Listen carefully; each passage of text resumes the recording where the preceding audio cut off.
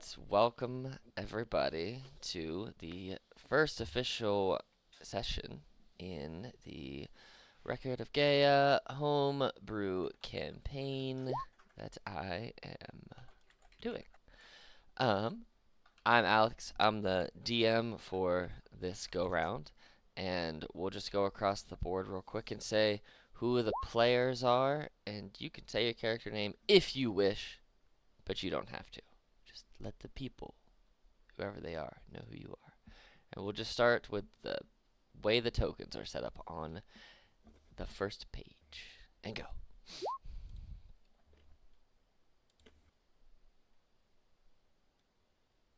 Yeah, that would be. I was looking at Philip the bottom of the there. screen. Yeah, I was looking at the bottom. See, it's not just me. We're ready, Alex. We're ready. We're good to go. My name is Ben, or Arden, or for the sake of this game, Tristan Hista. Did you want us to say our class too? You can say whatever you want to say. Whatever I want to say. There you go. All right. Next up. I am Chandler, aka Abunacat, aka Jarek, and I'll be playing this guy, and he's just a simple man trying to make his way in the universe. Hey. Next up.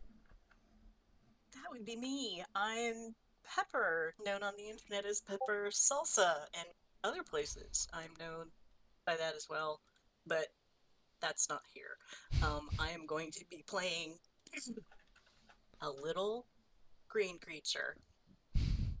All right. And last but not least, we got this person. I am Jay. I go by Princess Sparklefart on Hey. the Discord and all those places. She, her. I will be playing Rel. And that's all you need to know. Spicy.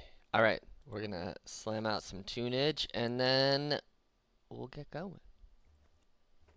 Hey, DM. Hmm.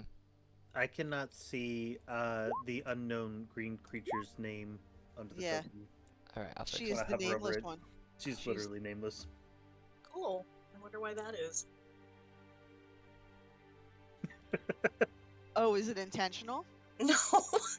Well, you all listen to the music and I'll fix the stuff.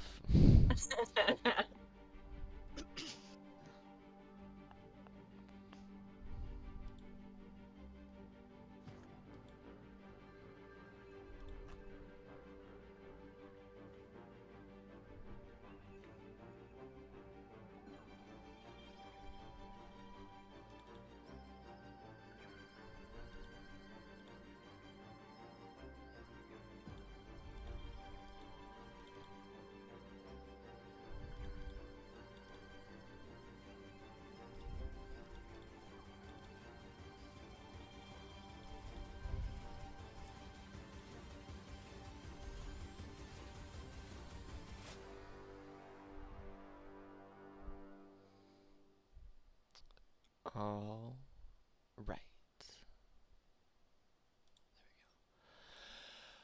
There we go. Amidst a tapestry of legends, both old and new, where the world is young, but the knowledge is not. With the cerulean skies and eldritch magic crackling in the air, a new record of heroism and adventure unfolds.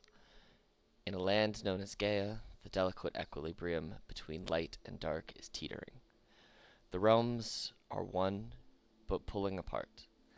In an attempt to increase their own power and influence over the world, they are ever shifting, ever tearing, and ever ripping, trying to make their own segment in this universe, trying to isolate themselves from one another. The Twilight Lands, belonging to all creatures of shadow, darkness, solitude, mystery.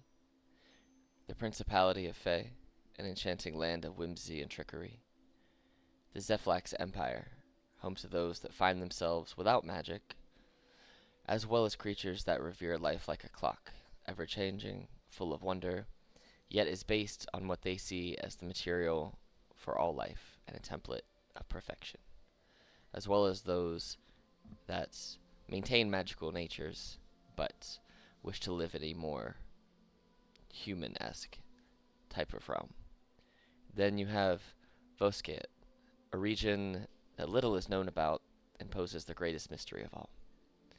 This story, however, begins at a crossroads, not but a short day's travel outside of the town of Eldoria.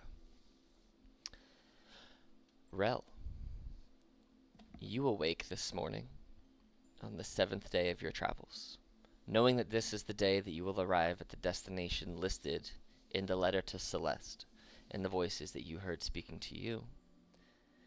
You feel a little bit different today than you ever have. Like you're more connected with nature in your own intriguing kind of way. Like this week of isolated travel from your short stay home to where the next step of your journey will take you. What does your morning routine look like today, as you know you have about a couple hours before you arrive at your destination? Been about, yeah, you said been about a week. Mhm. So she finally figured out how to, use a tent properly after, being shown.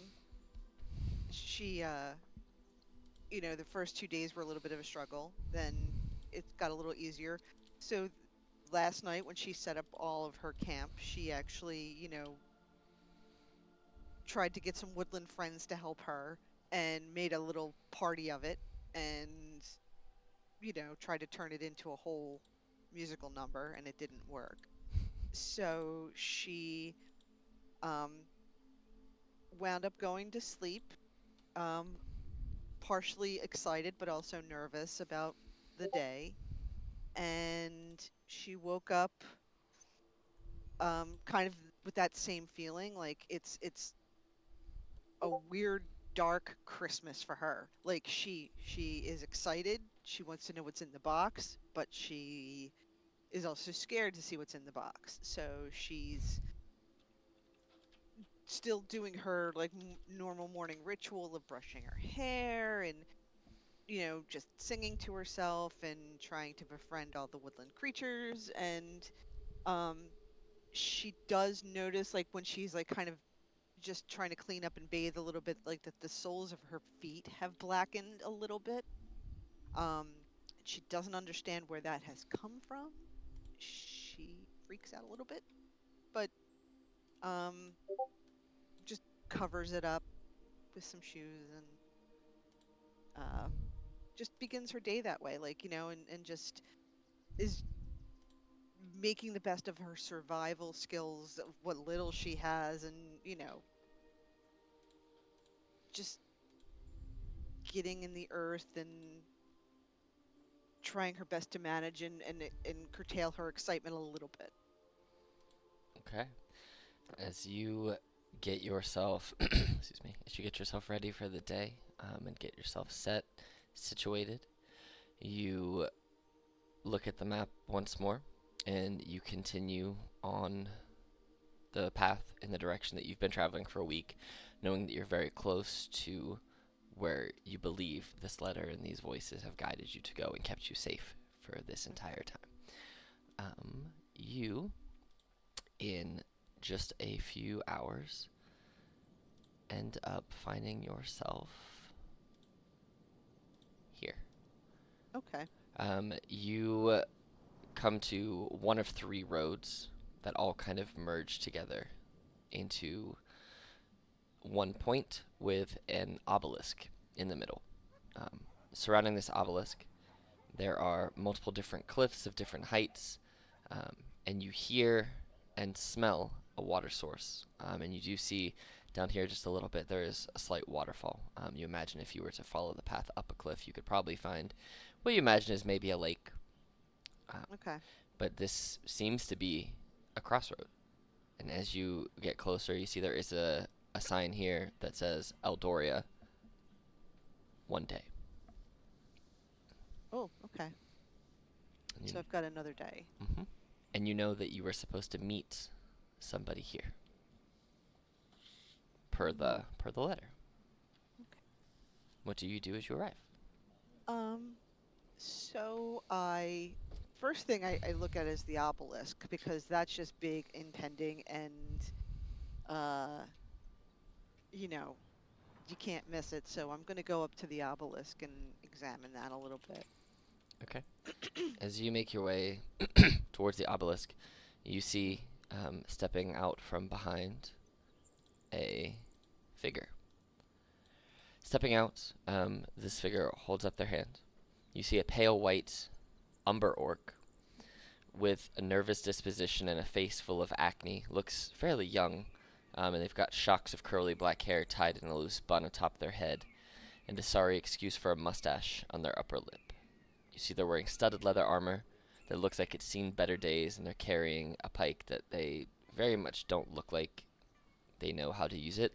It looks like it is more of a walking stick that happens to be a weapon more so than a weapon they would be proficient with. Okay. As you approach this obelisk and they hear you, they hold up one hand. Um, um, who are you? Who are you? Why, hello there. I'm Rel, and who are you? I'm Jonathan. I'm waiting for some friends I called to meet me here today. Oh, well, I think I'm one of those friends. I'm not 100% sure, but then again, you know, a stranger is just a friend you haven't met yet. So I consider us friends. And and I kind of like look at the letter, and Jonathan is the name, right? I Mm-hmm. just wanted. Yes. Okay. I believe we are actually destined to meet today, and I show him the letter. He skims over it quickly, Mhm. and then he looks at you, looks at the letter, kind of. You see him kind of think to himself for a second. You're not Celeste, obviously. You're not the person I called in particular. What Unfor- what happened there? Unfortunately, no. I am Celeste's daughter. Um, Celeste is no longer with us. And I received this on her behest. Oh, I'm sorry to hear that. Well, as you said, a friend, strangers just friends we haven't met yet. Well, I was your mother was a dear friend of mine. We were in an adventuring party together. Um, so we are still waiting for others to join us. Feel free to enjoy the landscape. I imagine they'll be arriving soon. Oh, okay, wonderful. And you said adventuring party? Oh, My yes. my mother was not an adventurer. Are you sure you have the right person? He looks at you like almost, it feels like he's looking at you longingly, but it's more like he's studying you. Um, he then you see he kind of waves his hands together, chants a couple of words in common, and creates a little minor illusion of the face of the person he knows to be Celeste, which is a perfect replication of your mother. This is the Celeste that I was calling for. Oh, huh, huh. She was a mighty healer and well, kept us alive most of the time. Well, I guess that, things there's a lot I don't know about her and a mystery that's got to get unraveled here. Mm. Um, yeah, I never knew this about her. She never told me anything. So, um, this is all kind of a shock to me. Um, so yes, we're waiting for other people, you said? Yes, there are two more summons that I'm waiting, and well, hopefully they're the people I summoned, or maybe we'll meet new friends. Who knows? Okay. Day is quite strange already. Um, well, feel free to hang out and do whatever you like. May I recommend going and enjoying the waterfall and the small lake that's right up there, and he points up this cliff up here, or do other communal things with nature. Enjoy the Oh, space. absolutely. So, Um, Rel's gonna uh kind of like give a weird, like, she's gonna like grapple hug him, like not because he's not ready for it, but she's just gonna basically get him into a grapple and hug him and Mm. go, it's nice to meet someone from my mother's past, and hopefully we can bond over this. As And you, then, mm, oh, okay, I go was gonna ahead. say, as you go on, as you grapple hug him, you look kind of down as you feel some of the items hanging on his person are kind of moving and shifting as he's like trying to finagle his way out of this grappling hug to try and breathe a little better. You see there is this bamboo flute that's just kind of swinging back and forth. It looks like it's seen quite some use, but he looks to be a musician of sorts. Oh, okay. Um, she's then gonna skip away and make some flower crowns for everybody. All right. Place yourself wherever you wish to be on this map. But doink, I will kind of go over here. All right. And he is gonna go back, and you see him kind of sit down against this obelisk on the side facing away from the three adjoining paths, and he pulls out his little bamboo flute, and he just starts to play kind of softly and a little quietly. Okay. And I'm gonna kind of like simultaneously hum along, Mhm. but um, you know, from a distance and like not bothering him. Yeah, for sure. He looks up every now and again and kind of smiles and goes back to playing. Um, Tristan, weather during your trip was a little less than ideal, making your trip take that full 8 days rather than the shorter 7 that it could have been had you hit fair weather the whole time. You wake up today, and not unlike the entire week so far, um, bar the 1 day of heavy storms, the weather today is pretty temperate. It's dry but cool, um, and you hear the normal morning creatures coming to you. You hear the birds, the foxes, and the small critters, um, and well, a hammer on the anvil. It sounds like. And you find yourself waking up to your overnight fire kind of burning itself out at this point.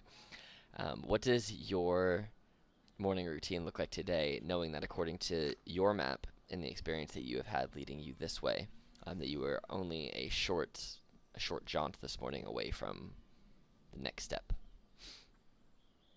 Considering I've been waylaid by the weather, he would. I would not waste any time. I would immediately rise with the sun and I wouldn't even bother eating. I'd just pack up and immediately start on my way. Okay. You move on your way pretty quickly, and you find yourself coming down this. As you get towards what you see an obelisk in the distance, you see as you get closer and closer, there is a fork of three paths that kind of merge into the one where this obelisk is standing. The obelisk isn't super tall, it's maybe only 10, 12 feet tall. You've seen larger ones in your travels, but this seems to be maybe not newer, but just not as grandiose. You think it's likely being used as more like a map feature point. So if people say, hey, meet at this spot, it's a very easy, recognizable location of which people can meet. As you kind of get closer to the points of all the paths meeting, what is your passive perception? 14. Yeah, you notice up on top of a cliff up here, a person, it looks like, doing something with flowers and the plants up on the hill. And you see kind of leaning against, you hear the tunes of the bamboo flute first, but as you kind of step to, you see them lean out around the corner. And you also see this pale white umber orc, about 7.5 feet tall, fairly muscular, but looking fairly young, with two tusks in the front, one of them broken, hair kind of tied up in a top knot. And they look towards you, giving you this quizzical yet confused look as to who you might be. Kind of holds up their hand and stops playing for a moment. Who are you? Why are you here? I check my map again to ensure that I've come more or less the right direction, and upon to my knowledge, I have. So I'll ask him, are you Jonathan? And I continue to walk towards him. You are the second person in as many hours that have known me by name who I have not recognized. Yes, that's me. And what can I call you? As you see, he's also holding a pike, but it doesn't look like he's holding it in any dangerous way. More so, he probably stood up with it, and now he's just using it as like a support walking stick with a very pointed tip. My name is Tristan Hista, and I give a slight nod of my head. I Hmm. come in the place of, I believe you'll know Eden Thome. I do. He he was the protector of my group, as and he points up towards Rel, as the person that I summoned that they came in place of was the healer of our group. What happened to Eden? Are they no longer with us? Regrettably not. And you received the letter how? I know I sent it to their home, to their town, or at least I thought that's where I sent it. I was his apprentice. I stumbled upon what I thought was his home in my travels. And he kind I of found this letter. he looks you up and down, and he sees your two sheets for your weapons. He's, ah, the two swords. I understand now. Hmm. Well, you might as well hang out and wait. I'm still waiting for another summons to be answered. At this point, I fully expect all of the people I called for to be dead, but I'm hoping at least one of them is alive, because this would make for a much sadder day than I expected. But here we are. And he looks up towards Rel, and he kind of whistles at you and calls up, "This is another one of the people in place of one of my friends that I called. Feel free to intermingle if you wish." Um, that's My yeah.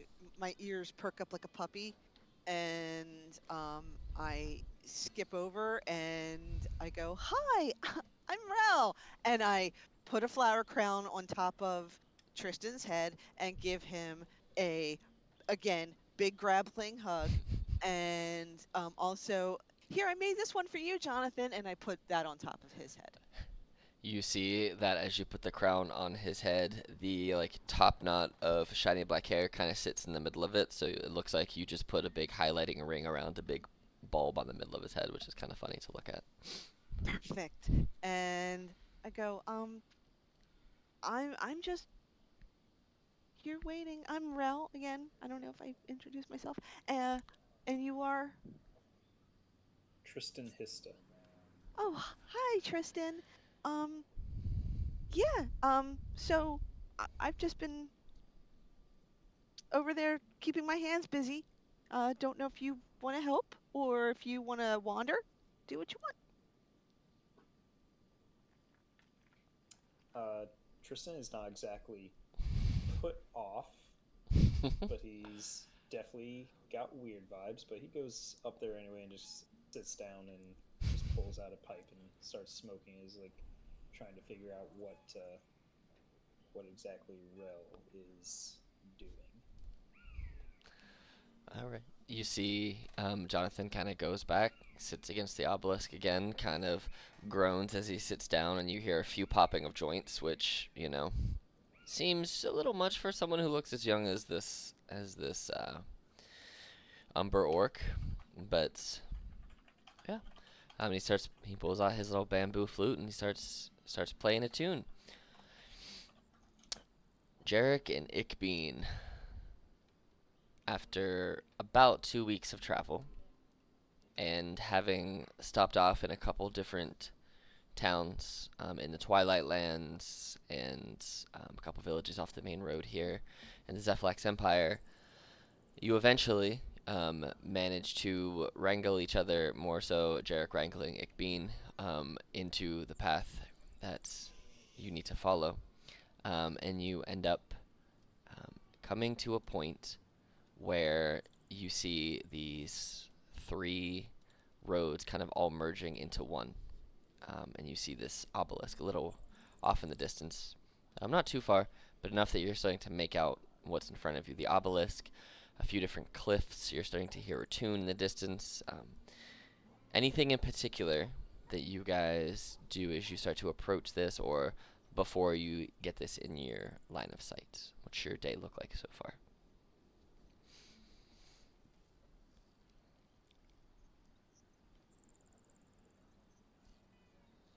I feel like we should have some sort of scale or betting pool or something just about how frustrated Jarek is with Ick at any given point. Like, maybe we could have a feelings wheel or, I just like a scale. I feel like that is an ever growing scale. I was previously muted. Um, so Jarek does not sleep nearly as much as other people. He normally only sleeps about half as long, just because of his nature. He's very comfortable within the dark, so he wakes up early, and probably a typical morning, he wakes up and, as he did at home, would immediately begin fixing food and getting things ready, have his tent and everything packed up and ready to go before it even wakes up. And then while she's eating breakfast, would be tearing down and packing up her camp stuff as well, loading it all up, uh, and then just silently walking along while herding cats. I Mhm. feel would be a very typical morning. Ick, if you disagree, please feel free No, to jump in. no, no, no. That Um, sounds absolutely right. And poor Jarek would probably be walking silently, whether that's your inclination or not. It doesn't stop talking, usually, unless she's like leaping off the path to go chase something. And then obviously you have to be quiet, right, when you're doing that. But of course she's crashing through the bushes. But that is when Ick stops talking. Um, I don't know if any of you have ever been around an Irish setter for any amount of time. God. Oh, I'm having flashbacks. Yeah, sorry. Um, Ick is just like complete energy, energy, energy, energy until bam, Ick will pass out, right? And Chandler and I were talking about this where Ick is like 3 feet tall, and as soon as it gets tired, they will come over to Jarek and just go, bees, and fall asleep on Jarek's backpack, just pass out for like 20 minutes, half an hour, drooling, everything, and then just be back at it again. Jarek probably has his pack set up so where there's like a dent or a divot in the Oh, top, so way she can just like grab on to the his glaive, and like just like swing her up there, probably without even stopping walking, and let her basically almost like nestle in, and he just keeps on nice. moving. Excellent. And for those brief 20 to 30 minutes of quiet, there is So peace. nice. Well, you get to the end of one of your peaceful um, napping times as this obelisk comes into view for you, Jarek and Nick. You awake to this spiky stone off in the distance, and you hear some tunes kind of catching your ears, as the sound of a wooden flute kind of carry through the air, kind of all around you. You guys look Jarek, around and you see two people up like on a cliff with their backs to you. A little bit of smoke, but yeah.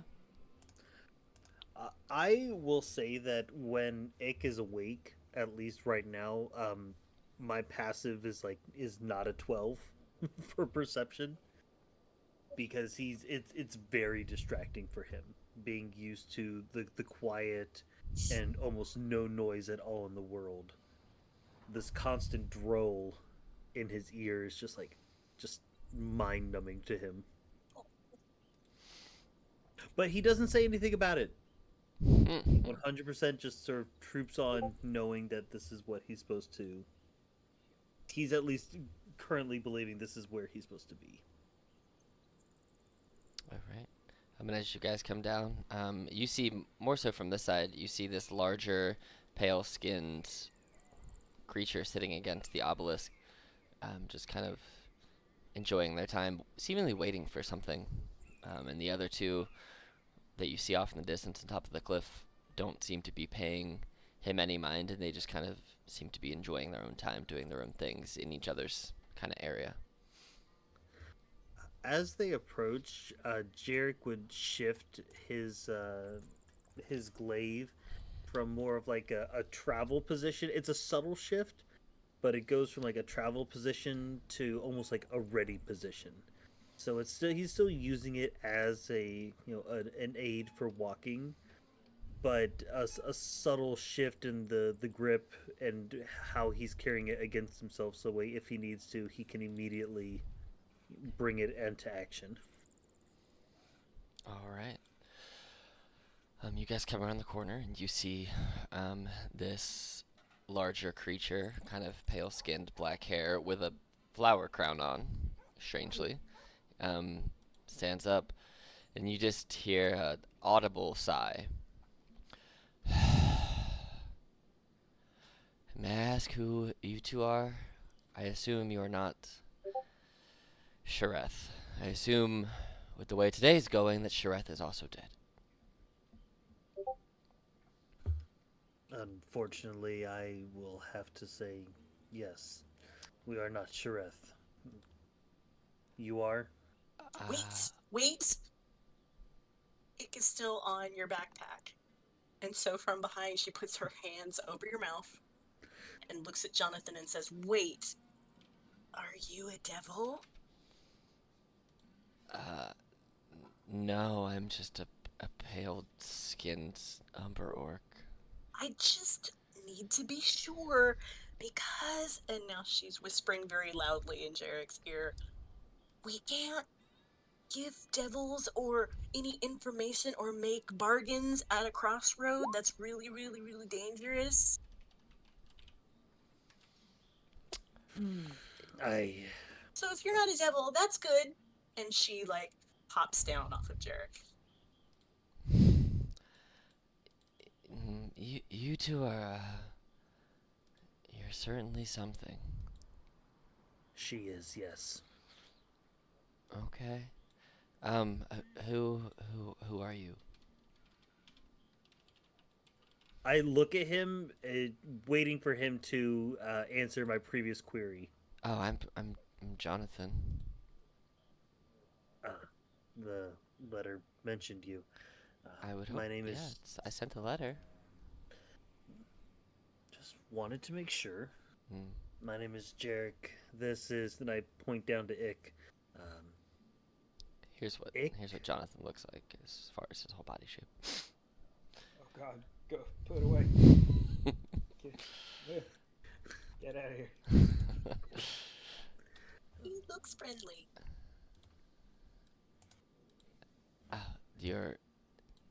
This is Ick and you're Jarek, you said? Yes. And I motion with like the bladed side of my glaive up towards there. Who are your friends up there? Oh, they're. I'll explain this all at one time. Hold on one second. And Jonathan It's them! looks up And to. Ick just starts running up the little path.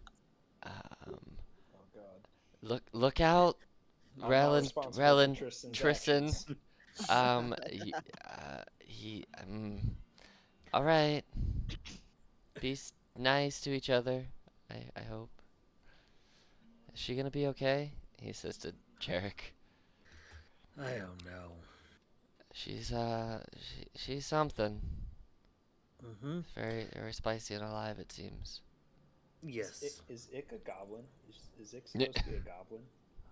How much experience does Tristan and or Rel have with goblins? I'm fluent. Fluent? Okay. Not really. I don't. I mean, she may have seen one or two, but not really. Not really. And I like how you said experience.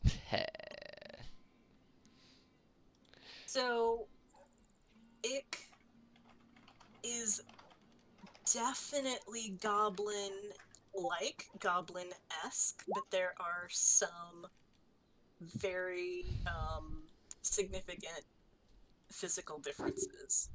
The main one that you would notice first is that she is just eye-hurtingly green, like almost neon. Definitely sort of color not found in nature almost. Just aggressively green. Super, super green. I cannot emphasize this enough. She is really bright green. There's some other things too, but that's the main thing.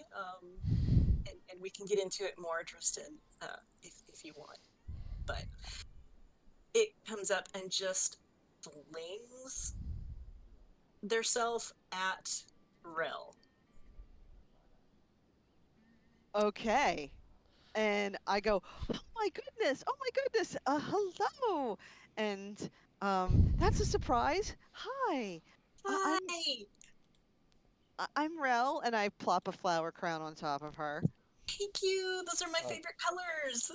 not wanting anything to do with what's happening right there, Tristan's gonna try to sneak away. Just How slowly, tall is Rel? Rel is about 6 feet tall. slowly.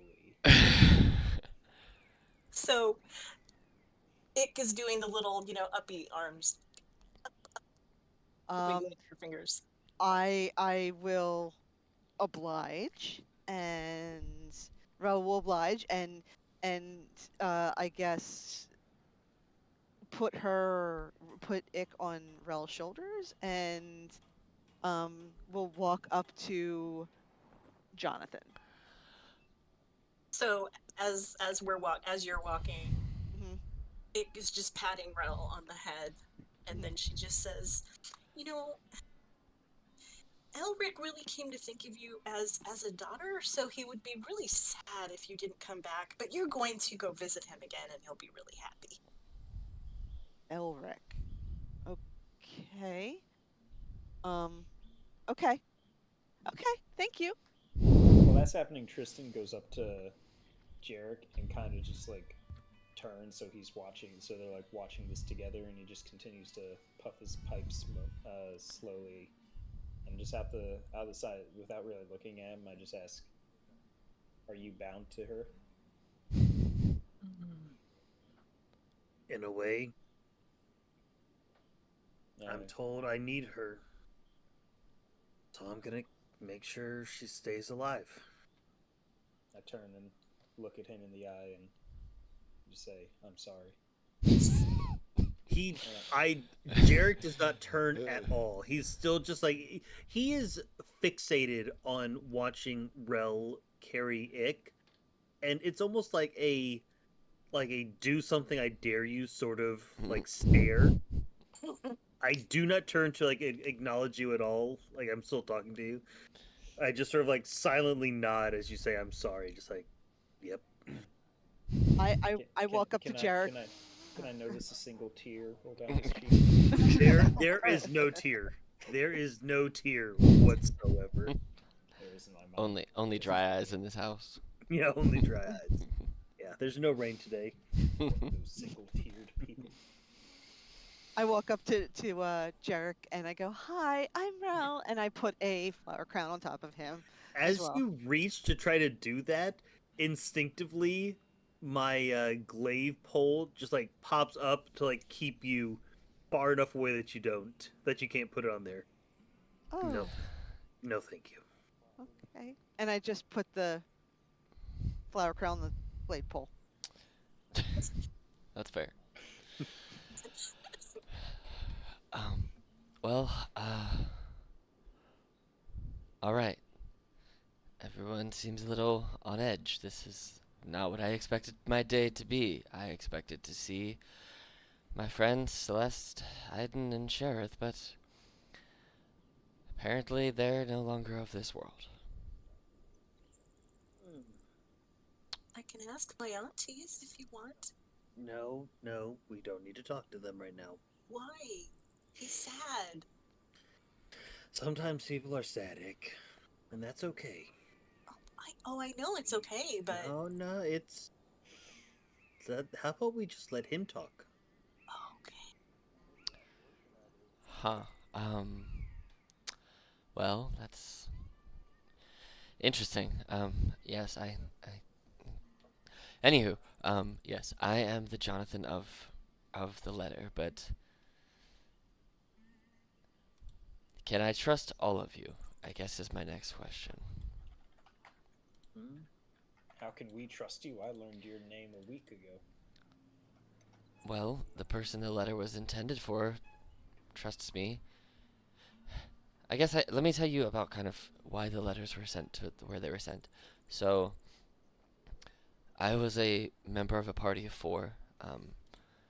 Jonathan not being my real name, Jonathan being the name that I use in writings and when I need to maintain an alias to, you know, keep myself and the others I'm communicating with safe. And it's a very easy name. And I'm not the best speller, so I had to pick a name. My actual name is Domas Halftooth. And as you look up, you see that one of the two tusks on their face is broken. So you imagine that's kind of where the half tooth came from. So I was in Domas, Domas. Can you guys not see his nameplate? No, I can. Okay, yes, Domas, Domas with a D.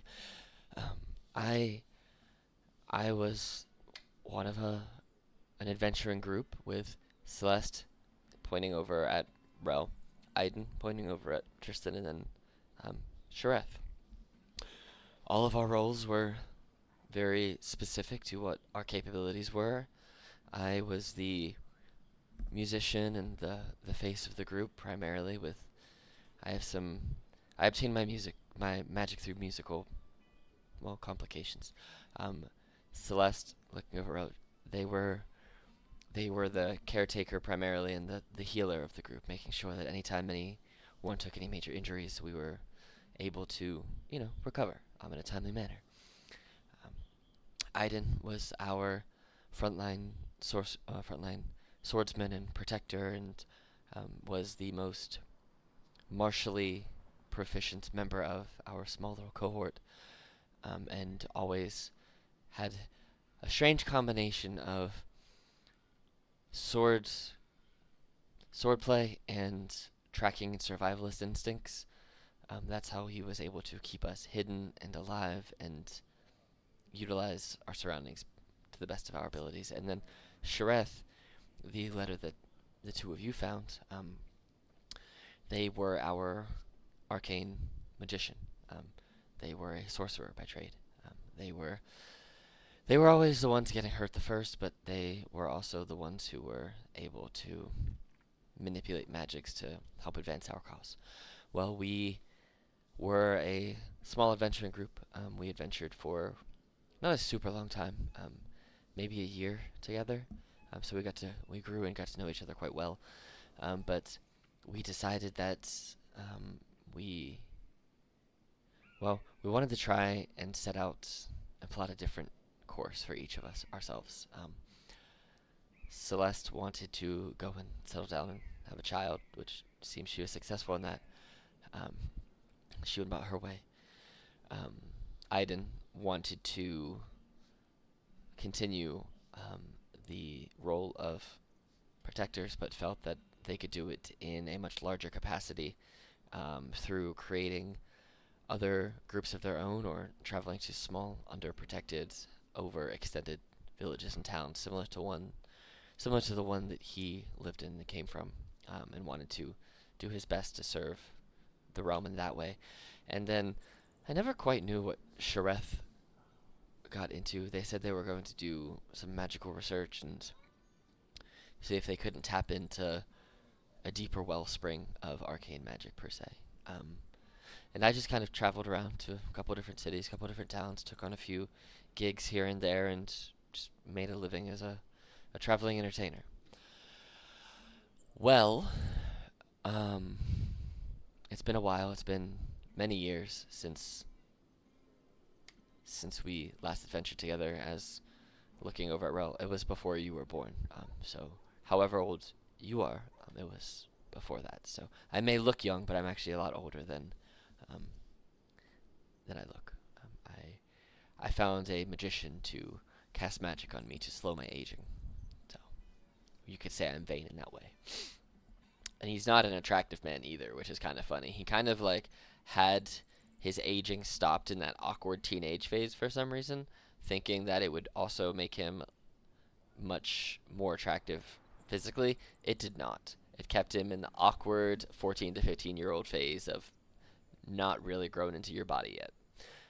15-year-old adventurer. Mm. He's a umber orc. He's 7.5 feet tall, super built, and big old little pot belly. You know. Um.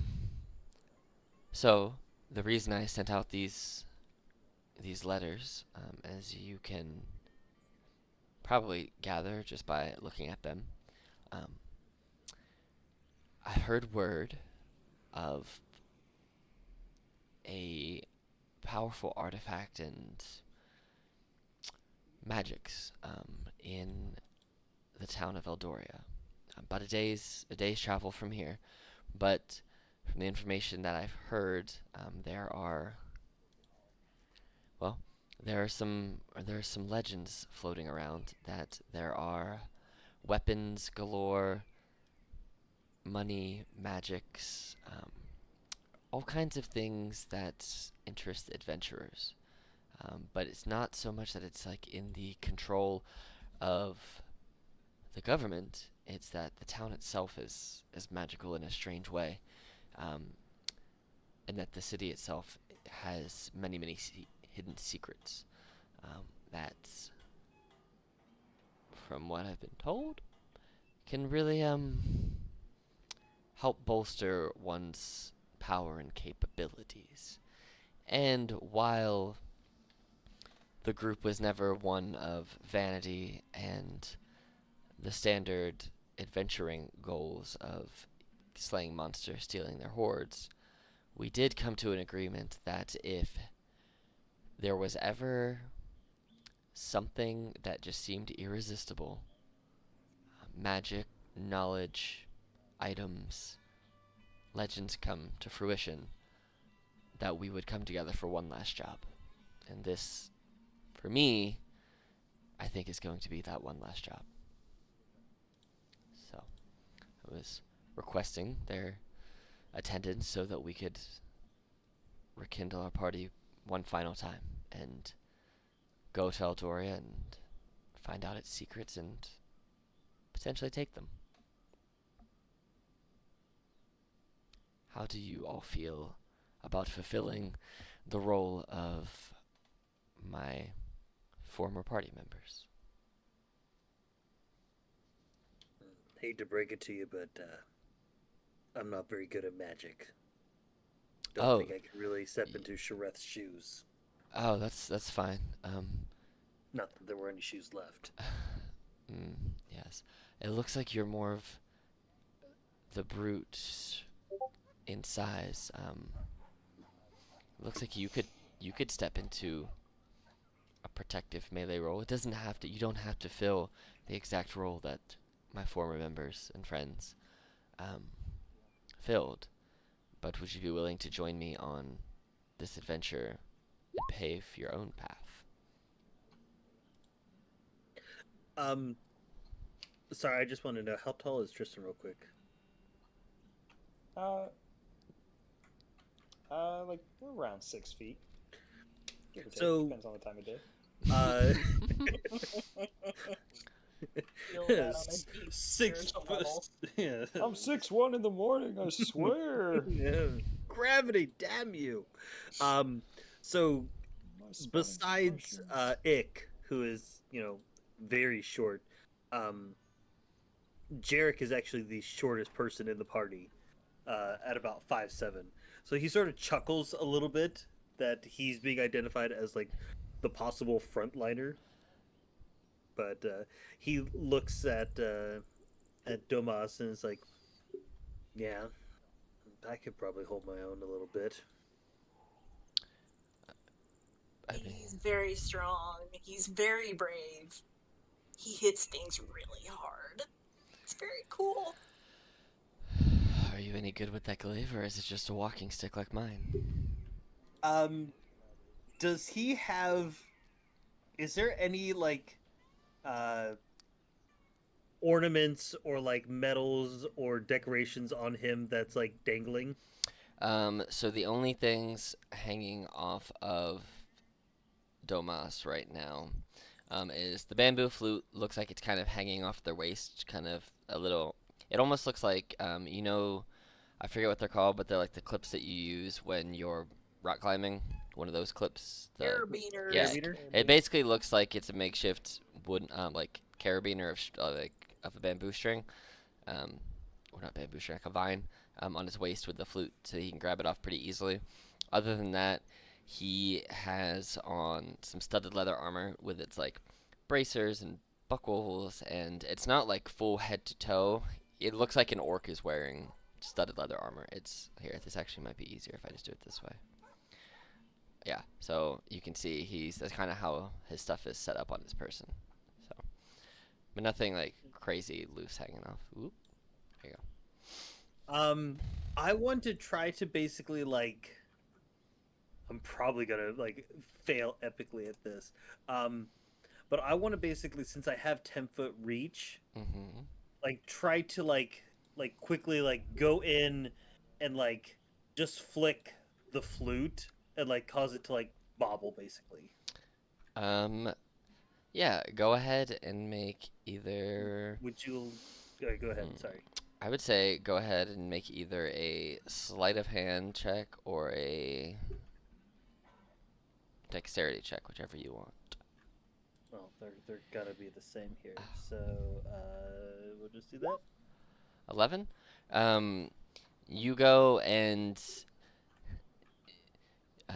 you miss what it's against, but you do tap it, but you also nick his stomach a little bit, just enough to make a little scratch, not enough to do any real damage, but you catch it and it kind of moves. And he looks up at you and then looks back down. Um, excuse you? I just look at him. I think I know my way around the glaive. You could have just said that. Hmm? Well, how about the rest of you? Do you want to come to Eldoria and flesh out the secrets? My mentor Just a sent me to you for a question. reason. I will follow in his footsteps. Okay. He turns and looks at Ickbean and Rel. Can I ask a question? Sure. So so you said there were legends Mm. about this town, Mm-hmm. and that there's all kinds of stuff in it, and cool stuff, and the town's magical. That's what I heard. How come? I mean, seems like there would be a lot of people showing up. It seems like maybe there wouldn't even be a town left because everybody came to figure it out. Well, you see, it's protected, and you have to get in. It's protected by a magical storm. Ooh, one of those. What color is it? I don't know. I have not seen Oh. it.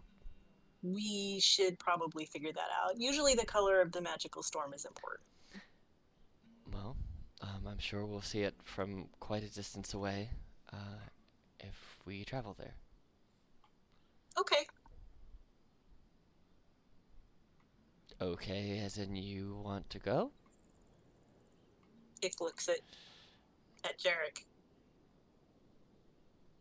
You said yes, right? He just nods. Okay. Yeah. We're going. Okay. And how about you, Rel? What's your thoughts on this? Rel is twirling hair in one hand and like patting Ick's leg with like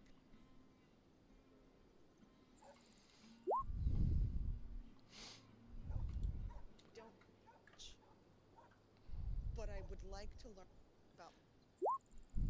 You are breaking up In and quite out a bit. real Sorry. bad. Yeah. Sorry about that. Can you hear me? Can you hear me now? Yeah, Can you yeah, hear yeah, me Yes. now? yeah, yeah. Okay. Mhm. My mic sometimes dips. Gotcha. She's twirling her hair with one hand and patting Ick's leg with another, and is just basically like, I I I'm not an adventurer. I don't know much of anything. But I would really like to know about my mother, and it seems like this is a good way to do that. Um, so I'm in it for that. I don't know how much help I can be. I don't know what I can offer, but getting some answers would be good for me.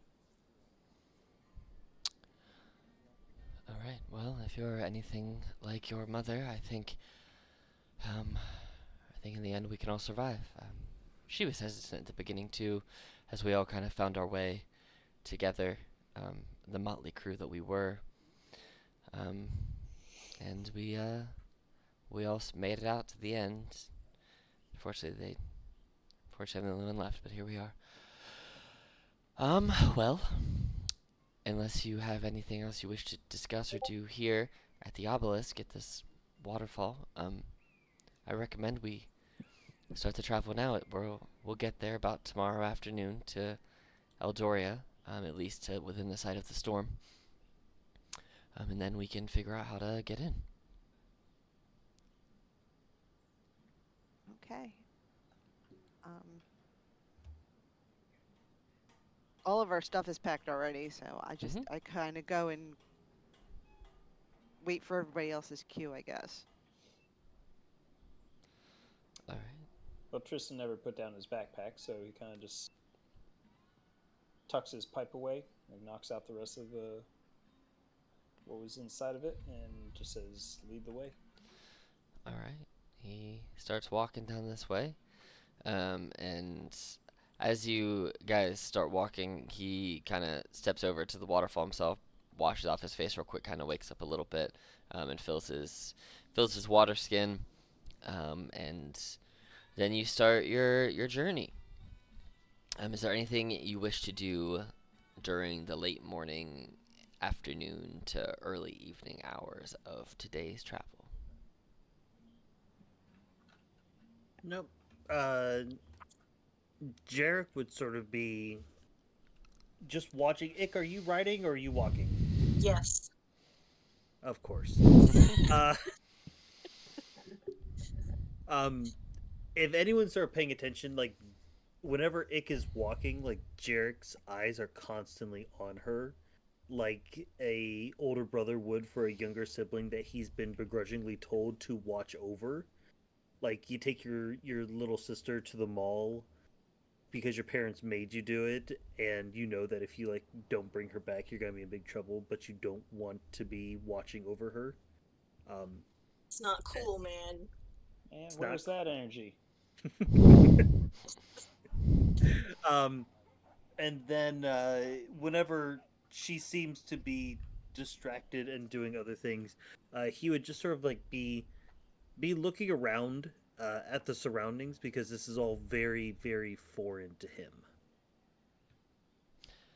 Yeah, it's still very, very bright out. It's a very nice, clear day. You're seeing colors you've never seen, animals you've never seen, sounds you haven't heard before. There are lots of different things you've never seen. And actually, while we're walking, can everyone kind of describe what your character looks like? That way, everyone knows kind of what they're looking at when they're looking at each other. And since it kind of talked a little bit about the coloration of your skin earlier, if you have any more you want to add to that, we can go with start with you and then go to Rel, Tristan, and Jarek. Sure. Um, so, um, like I said, pretty goblin-like.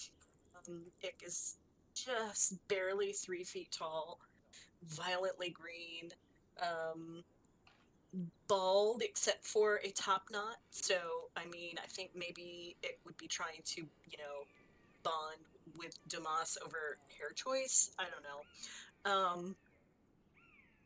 And so some of the things that are a little bit different is that if you get a look at Ick's hands, they have one more joint on each finger than goblins have. She also has a very long tail. In fact, it's a little bit longer than she is tall, and it ends in like a sort of crab pincher. So they can actually wedge things in there to be carried or pick things up very clumsily if it doesn't require like a whole lot of dexterity. Um, so generally, when Ick is running around, there is like a prized stick or something like that being held in the tail.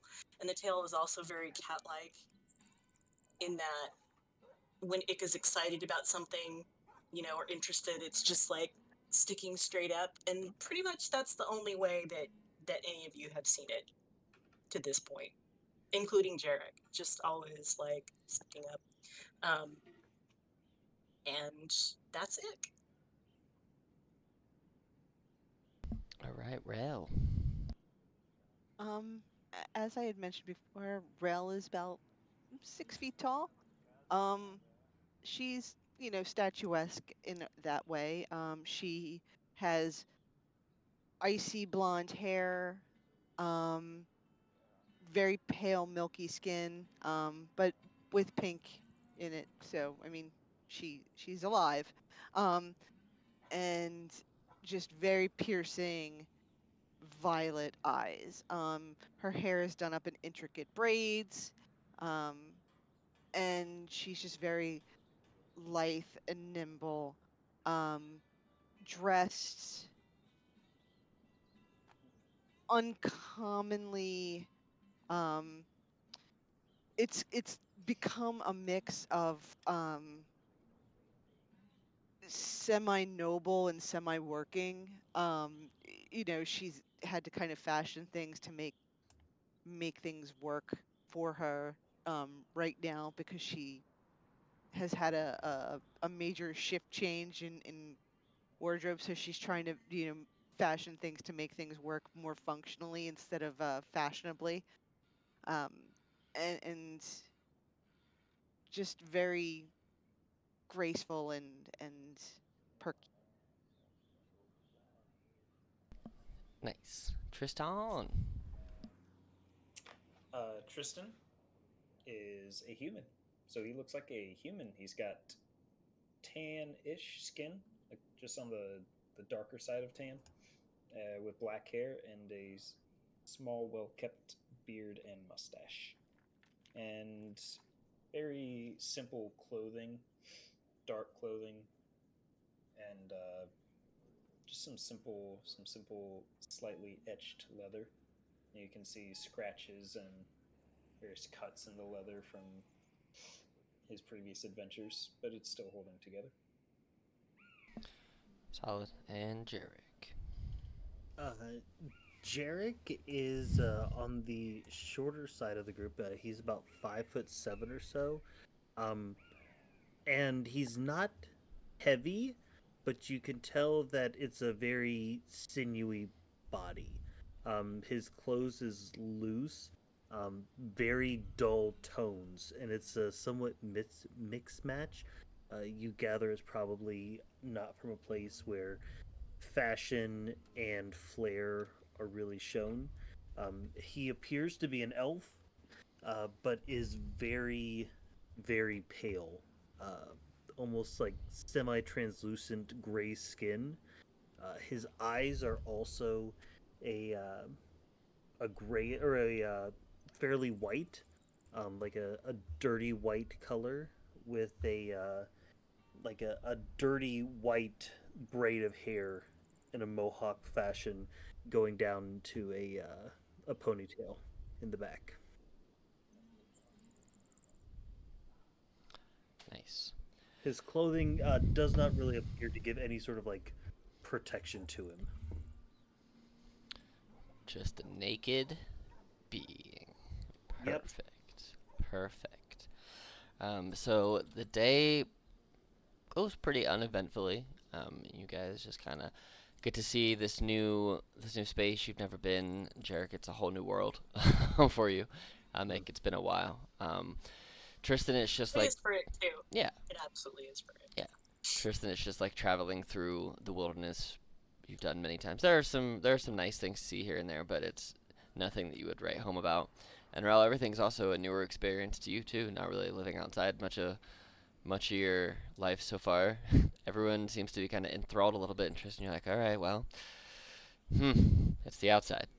So Domas is kind of the same way. He's like, I've walked the outside before. It's the outside. But your afternoon goes without much issue, and you guys do end up eventually. Let me know if you can or can't see things. You should be able to see stuff. Cool. Cool. Yep. Cool. Up. Well, I don't think everyone can. I think it's darkish, but let me do this real quick. Um, I see dynamic lighting in a campground. there you go. That's yeah. There you go. Now everyone should see some stuff. Mm-hmm. As you kind of get to where Domas decides for the evening this is where you're going to be staying, he helps set up some tents, and the night does start to fall. Um, he says, "All right, well tomorrow, we will continue our journey, and we should make eye shot of the storm surrounding the city by about early afternoon, unless something happens, unless we decide to have a longer morning. If we go from here to there, we should be able to make it by early afternoon, and then you can see what we're working with and how to how we need to figure out to approach it. So, any questions or anything?" No, I don't think so. Yeah. I don't have any questions. Okay. All right. Well, I'm. Do you need Hmm, hmm? general questions or questions about the city or questions about how come some animals have tails and some don't? Or Oh, you're one of those kind of people. No. I mean, I can answer the question you have, but no, just about the plan of arrival, more so than not. oh, okay, no. All right. Well, I am going to go to sleep. I am quite tired. I've been awake a long time, and I have to process the fact that all of my friends are dead. So, excuse me for the evening while I go. And if you happen to hear crying and whimpering from my tent, don't worry, it's normal. And he goes into their tent. And disappears for the night. He's playing emo music. It's, He is. You hear, to be uh, fair, you hear Black Parade from the bamboo flute, or Helena from the bamboo flute, and then you'd hear, "Don't waste your time on me." Oh my gosh. Oh. very unfeeling for this poor guy. Oh well. Thomas So I Halftooth is think not a that half-hearted man. He is a full-hearted Umber Orc. So, yeah. So probably during the day, it has been trying to. She's been making little overtures, trying to like get Tristan to talk, and I imagine that that has not gone well. You would not. You would not have been successful. Okay, well, so, um, Ick trots over to sit down next to Tristan right here, and then stops and says, "Oh, I'm sorry." And Ick is talking to a point right here, not to you. Oh, yeah, I'm Ick. I'm Ick Bean. Yeah, I'm his new friend, and so is Rel, and so is Jarek. Oh, okay, I'll tell him. And then Ick looks at you, Tristan, and says, Biden wants you to know that he forgot to say that he's very proud of you and that he's going to be doing his best to keep protecting you from where he is. Oh, and she Wait, looks who? over at that What was spot the again. What was the name you said? She looks over at the spot again and goes, "Oh, you know what? You should go talk to my aunties, especially Auntie Aspix. I think she would like to have a chat with you, and she can. What was the name you said? I didn't hear you. Iden, Okay, you did say it. Okay. yeah, Uh,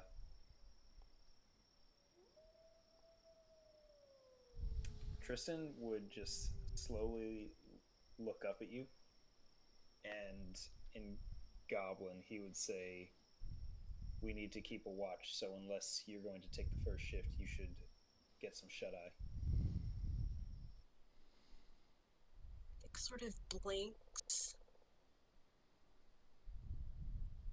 It's kind of mouthing over a little bit what you just said.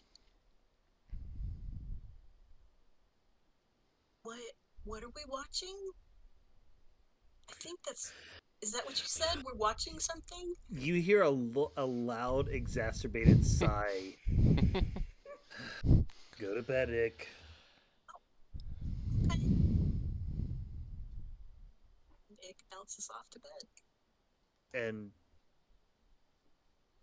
Jarek would sort of be sitting around the fire, rummaging through one of his bags, and you see him like getting some food ingredients out. Like he's almost like trying to like catalog what he has and make sure that he's not missing anything.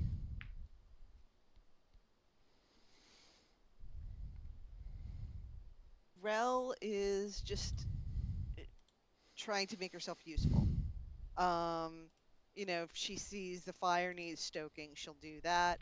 But she's trying to be mindful of Jarek and Tristan's space because she can tell that they're clearly private people, so she doesn't want to interfere and, be pathologically high spirited in front of them. So she's just trying to be mindful of the space, but also be helpful and, useful. She wants to feel useful. Um, she may, brush Ick's hair and tuck her in a little bit. Oh, Nice, nice.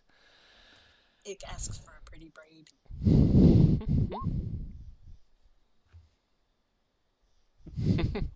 All right.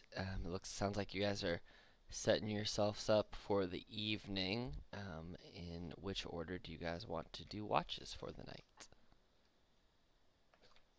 Tristan will take first watch. Okay.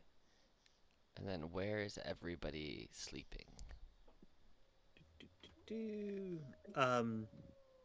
Which tent did Oh, Domas went in this tent right here. go into that tent? Yeah. Jarek would give him some space. Rel, would you be staying in with Ick? I can do that. I can keep an eye on her, and um, that's where I'll sleep that night. Cool. And I'll Okay. take second watch. Jarek would look at you and say, That's fine. I got the rest of the shift," Oh, and okay. he would go in there. Okay. All right. We'll put you over here. Oh, there you go. You got yourself. Cool. All right, Tristan, go ahead and make me a perception check. Do I get my double proficiency bonus since we're in my favored terrain? If that's what it says, then yeah. Ooh. Let me make sure. You have what? Is it woods or forest? What's your favorite terrain for here? It's forced. Oh, then yeah. Proficiency is doubled for proficiency. Yes. And if you already have proficiency, I think you just get to add additional. If you already have expertise, you just get to add more to it. So there you go. It's yeah. I think you just add the +2 to Is that whatever plus- you roll. Is that +2? Yeah. Or 4? Actually, if you click on. Or +2, yeah. Oh yeah. So if you, I'm just gonna see if this works. So if you click on the Beyond 20 button above your charisma, you have a little thing at the bottom called Natural Explorer. Click on that and turn it on, and then roll the perception check again. We'll take it as a 9, but I just want to see how this works out. Above charisma? Yeah, so above your charisma +2, there's the Beyond 20 button. If you click it, it gives you like a little menu of options and stuff.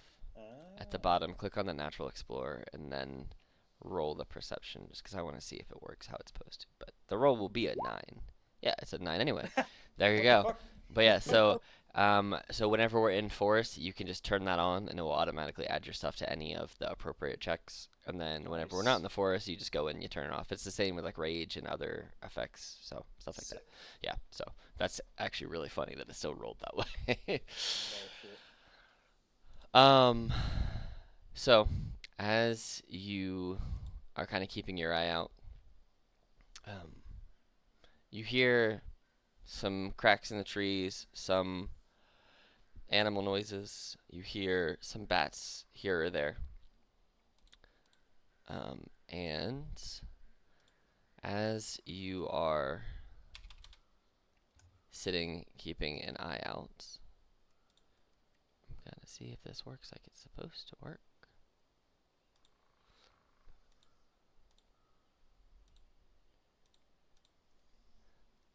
Does a 22 hit you, Tristan? Yes, it does. So you feel an arrow just hit you in the shoulder. And as you look up, you see that a man is looking at you dead in the face from these bushes, and you take 6 piercing damage from an arrow. And I need some initiative, please, once I find the option. There it is. So you're the only one awake. Other people aren't awake yet, but you can yell as a bonus action on your turn if you want to awake everybody. Should we all go ahead and roll? Yep. Everybody roll me initiative, please. I don't think I necessarily yell to everyone as much as I Okay. yell out in pain. Okay. But That I do still make a noise. Yeah. I would stand up and I see him and I look around and see if I see any more. You roll me another perception check at advantage this time, because you see him. Oh, yeah. You see behind this person, there are 2 more. 2 more folks. One guy looks like he's likely the leader, and one other is short behind him carrying a bow and a scimitar. You said there are 2 more behind him? Yes. Yeah, there's 2 behind him. You have a bandit captain, and then you have another bandit. Cool. 1, 2, 3, and 4. All right. Ick, you're not at 11 is HP. that my Ick. entire turn? That's my request. You're actually gonna go first because you have the same, but you're first. But yes, it is your turn now. It's me. It'll be Tristan's turn because I was getting everything else set up. Oh, okay. You did the perception check was free, so it is your turn, Okay. Tristan, and you're just first because you were the one who is awake. I'm assuming I hear them rustling. Oh yes, you look over and you see the bandit who's got his light Oh, I crossbow mean- pointed at you. Oh, the folks. I mean, Yeah, your my party. team. Yeah. Okay. I would draw my swords and I would yell out to the bandit. The first one can be forgiven if you since you don't know who we are. All you hear is Turn around now, and we can forget this. he starts loading another bolt into his crossbow. Seemingly without interest in taking any of your words of advice. Where the hell's the... Oh, there it is.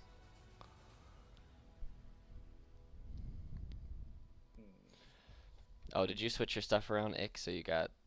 Why do you have 3? Why do you have... What's your 11? Why do I have 3 what? Why do you have a bar that says 11 out of 20 and one that says 20 out of I 20? don't know why it says 11 out of 20. That's not what I put. Oh. Sorry. Well. That's just my quick way of seeing health and armor and Oh. passive perception. Oh, you use passive perception there. It's the 11. Okay, so we'll do this. We'll make the red bar No, your... the 11 is my armor class, I am sad to say. Oh, well that is... I had it set so that it automatically did it for you, but it's all good. Sorry. No, you're good. You can put it back to however you like We'll it. do it like that. And what's your passive perception? 14. 14. Because doing it this way, it should let you, whenever you adjust your HP in your sheet, it should change it on your token. Lovely. So, alright. Continue, Tristan. I'm going to dash towards him. Okay. And I'm going to attack him, or to use my bonus action to attack him with one of my swords.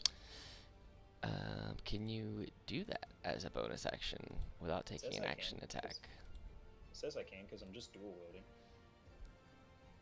wielding. Do you mean 2-weapon fighting? Both.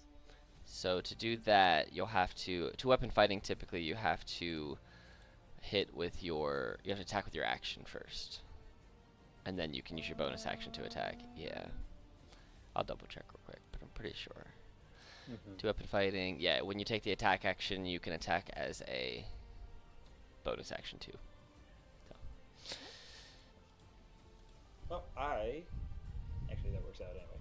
So I will do. I don't know what that was a thing.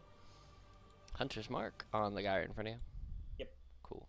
We'll put it as a wrench. Okay, just link it. He's a wrench. So, and it is concentration. So you have a little blue dot. And then is that where you want to stay? Yeah. Okay. Cool. Ickbean. It's your turn. Okay, so Ick heard the yells and she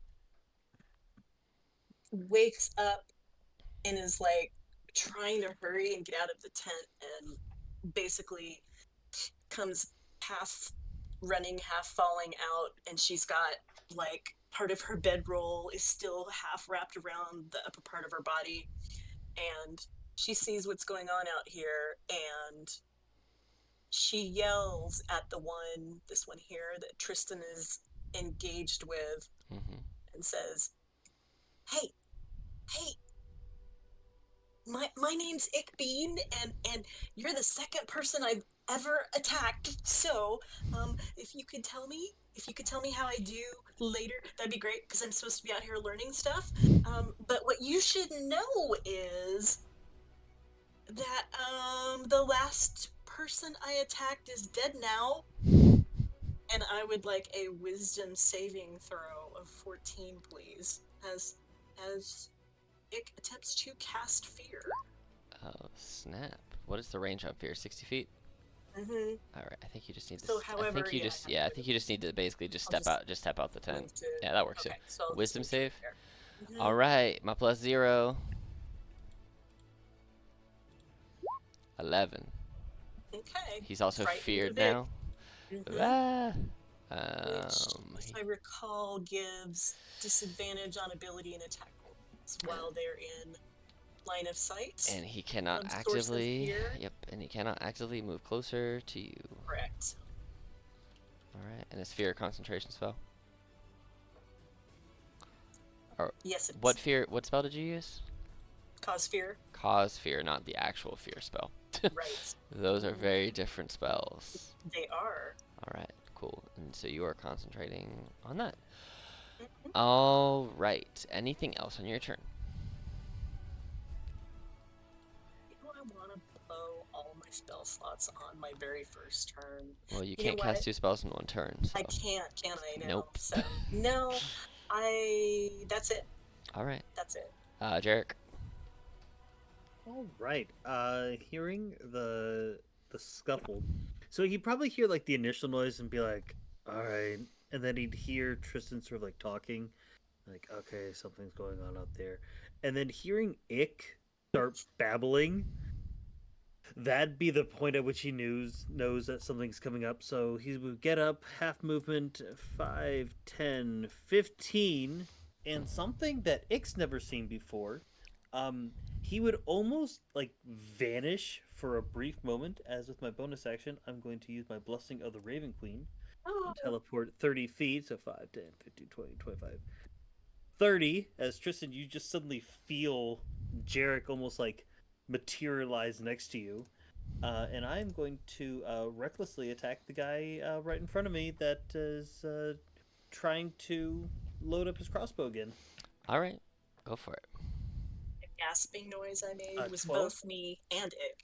12 just hits. All right. I think I'm rolling. I think I have rage. Let me turn up rage real quick. Make sure. Do. 13 slashing damage. You literally slice right through this man. Just. Doing that, I turn, and his white eyes are starting to almost like swirl with a little bit of like inky blackness as I turn and look at the other two and say, "You won't even be able to run." As I turn and then just face directly towards who looks to be the more intimidating of the two. All right. With that, the bandit captain, who basically looks like a pirate, Yar. he kind of chuckles, pulls out a scimitar and a dagger, and strolls up to the two of you. He's gonna make 3 attacks. Okay, the ones at me are at advantage. Yep, he's gonna hit you with 2 scimitars and a dagger over at Tristan. Cool. Hits. Misses. And then the 12 against Tristan, which I think also misses. So yeah, he goes and then tries to like do a backhand stab with a dagger into Tristan, and is unsuccessful. I was muted. I have a reaction. Oh. I Go can on. attack him because he attacked Jarek. Oh yeah, you have Sentinel, don't you? Yes. Do it. Slice him up. And I'll say, basically, anytime you want to, like, you don't, yeah, ooh, you missed real bad. You can choose to, you can attack with either of the swords since the bonuses and stuff are all the same. So if you decide you want I to shoot, figured. yeah, just whichever Yeah, one that you was roll, the it'll one that just, was there. yeah. But yeah, you go to swing and he catches it, like, as you go to swing down, the hilt of his dagger, he catches the blade in there and just whoosh, like a pirate, bad arm. slides I still the, have an arrow on my why not? arm, remember? yeah, right in the shoulder. Mobility's a little low. Just like me. Yes. With that, this other bandit, he sees you trying to attack his captain, Tristan, and he's going to take a light crossbow shot right at you. For an 18 to hit. That does hit. He shoots you in the same shoulder for 2 more damage. It's And fine, they're hitting Defender right now. Still use Nemesis. and then you have to make a con save to keep the concentration on Hunter's Mark. Hunter's Mark has already ended. Well, it's concentration, so you can put on whoever you want after it goes away, I think, right? Yeah, It's you a can bonus move it. action, yeah. You can move it. Oh, I still have to concentrate on it even though he's dead. Yeah, because you can put it on somebody else. Unless you want to drop it, you can totally drop it. Well, It fails. So you fails drop it. anyway. But yes, anytime you kill someone who has Hunter's Mark on them within that time frame, you can reapply it to someone else as a bonus action. I knew that, I just didn't know I continued that concentration. Mm-hmm. Yeah. But that makes sense. Cool. Rel, it is your turn. Okay, so, clearly she's getting up. Mm-hmm. Let's see, my move there. Okay, there we go. Now I had a question. Mm-hmm. Snare. Mm-hmm. It does not have a range. It just says 5 feet. It Yes. says as you cast the spell, you use the rope to create a circle within a 5-foot Yeah, radius. so you basically take a minute, takes a minute to cast it, and you set up basically like a snare trap that if Hmm. someone steps in, they'll be caught. But it will take you 10 rounds of combat to set it up. Never mind. Yeah, so that's useless. I'm going to, hmm, because and the other two are Jarrett and Tristan. They're both hit. Okay. They have both been hit, yes. Yeah, so I am. Ugh. I'm gonna. Let's see. My movement is 30, so I'm going to try to get over at least halfway Okay. to where they're at. I mean, Yeah. I really can't do much anything right now anyway. So, 1, 2, 3, 4, 5, 6. Okay, so I'll just try to get over there and try to give myself a little bit of cover under those trees Mm-hmm. and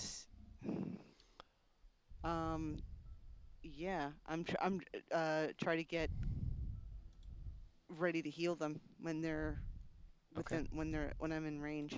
Okay. Do you want to use your bonus action for anything? Oh, actually, can I use my bonus action to move? Uh, Yeah. you cannot use it to move as a druid, but you do have a couple other things based on your type of druid. Yeah. Let me take a look. And you still have your action too. So if you moved over there, you have an action. If you have any attack spells or anything like that, or if you have a crossbow or anything that you would like to use for that, you I also have that can ability. I guess because all of a lot of the stuff I have is I have the one thing that's a cantrip Oh yeah. and that's touch. Mm-hmm. And Everything else is pretty much within a closer range. yeah, so I Yes. mean I have to kind of get up close. So what I can do, I guess I'll prepare an action to heal them Okay. if I get once, if they get in range. Gotcha. Cool. And then, all right, you will prepare an action to do your healing when they get within range. Works for Yup. me. Yep, yep, Tristan. yep. Okay. Let me make sure. Okay. Refresh my memory on what the flanking rules were. It's basically gonna be if you are. Let me just pull it up so I can read it specifically. Cause where'd it go? Okay, homebrew.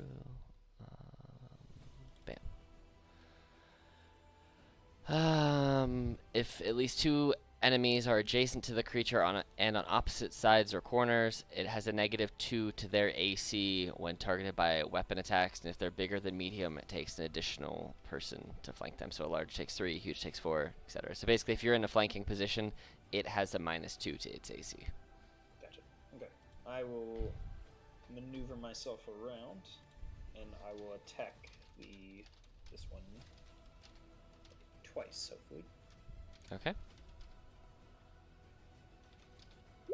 There we go. Oh, that hits. Damage.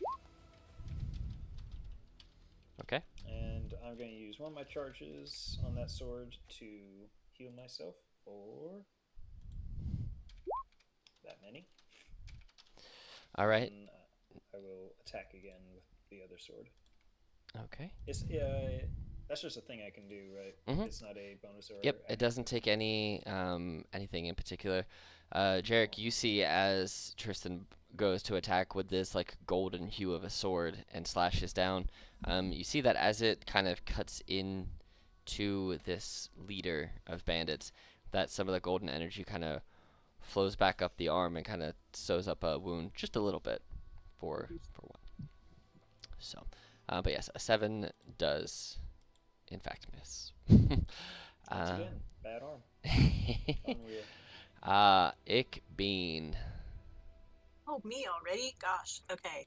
Mhm. So I think is this like a rock right here? Mhm. Yeah, it's basically a sitting rock. Yeah, Ick's been standing on this rock, jumping up and down, cheering. mainly for Jarek, but for Tristan also. And so she. Let's see, so that's our captain, and this guy's out of line of sight of Ick, I'm assuming. You can roll a perception check real quick and see if you can see through the trees, because they're not like bushes; they're actual trees, so you might be able to see them. Not with a That 7, you won't. nope. No, that checks out. So she is going to just to like duck back, and she's kind of looking to see if the pack is in reach, and it really isn't. So she thinks, okay, what did the aunties teach me about this thing that I can do? And so Ick yells, Jarek, duck! And then we are going to do a classic, ladies and gentlemen. We're going to Eldritch Blast. EB. And he is considered flanked, so he does have a -2 to his AC, which a 12 will just miss with the reduction. Oh, So sadness. Yep.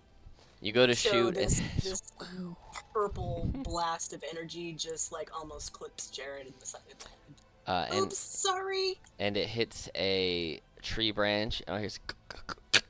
And at that point, you hear from the other side, "What is going on out there?" And you hear some rustling in Domas's tent. Literally forgot he was We have here. some company. They're not very nice. You hear a big sigh coming from. He drags himself awake. He's like, "All right, I'll be out in a minute." Okay. We woke up the emo orc. Mm-hmm. Uh-oh. He's got the same initiative as this bandit, so I'm just gonna roll it here and see what happens. 2. All right. Yep. So, all right. Jarek, it is your turn. You saw a beam of purple energy fly by your head and just crack open a tree branch beside you.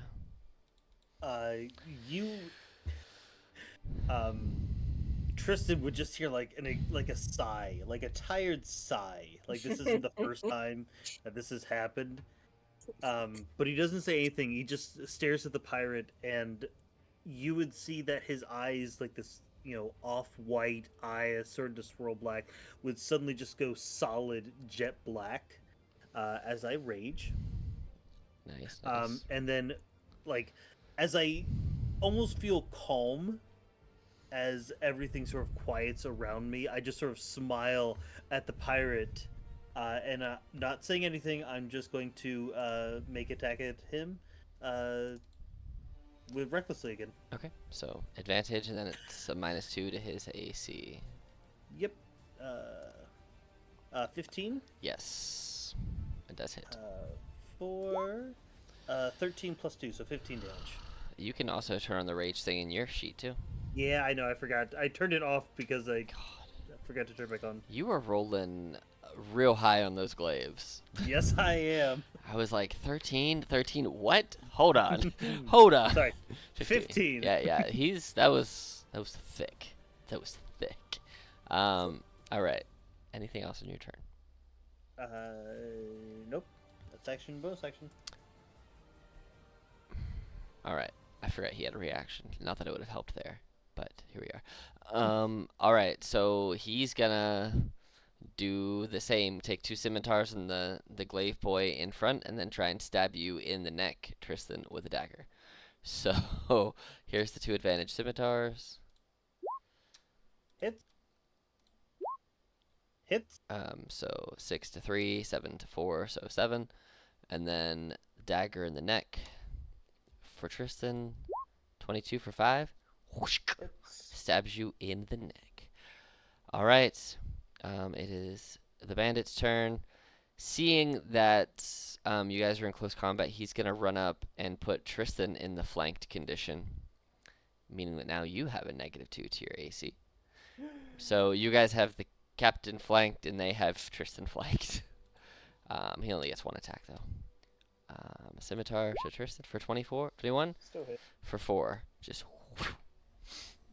and that is his turn. Rel.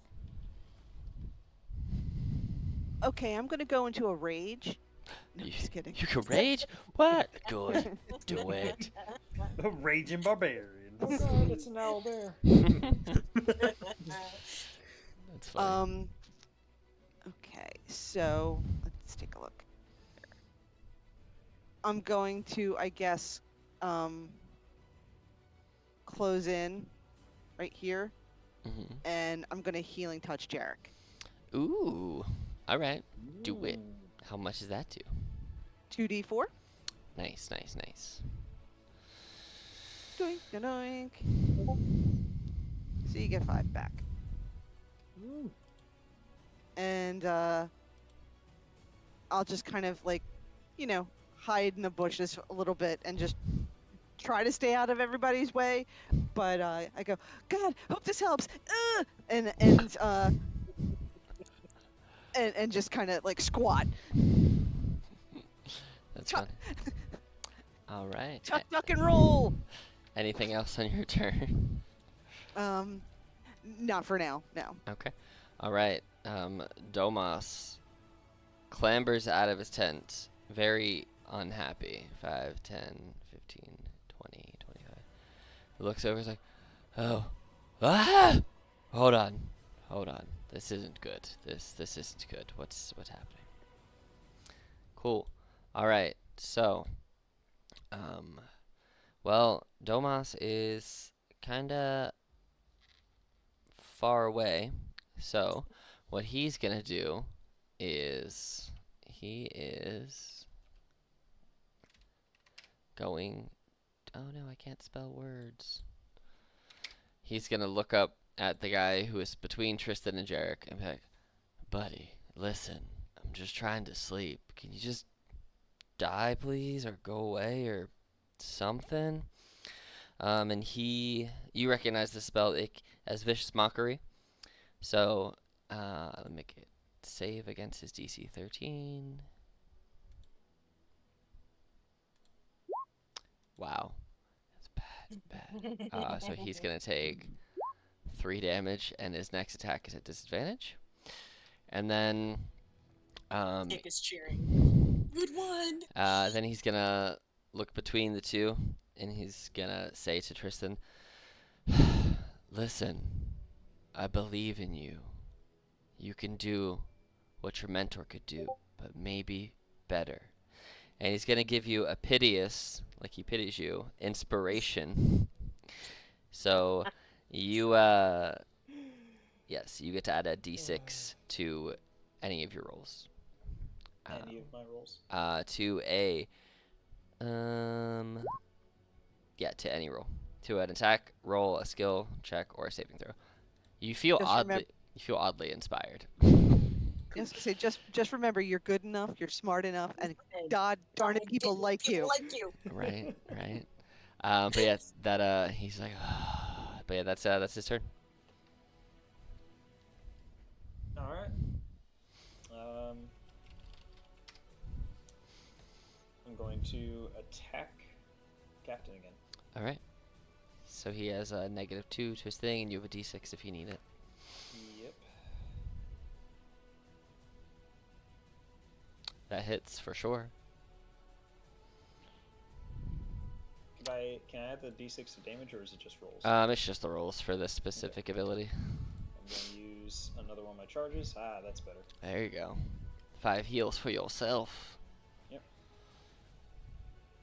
And then I'll take my second attack. I will use. Do it. You could hit it with it. You got to roll a 4. Yeah, I'll use it. Where is it? Where are my die? There it is. Oh, an 11. Unfortunate. I am going to. I'll risk the attack, and I'm going to move over here. All right. We'll say because you're moving, you're coming out of that flanked condition, and a 17 It does hit. for 3. That is acceptable. All right.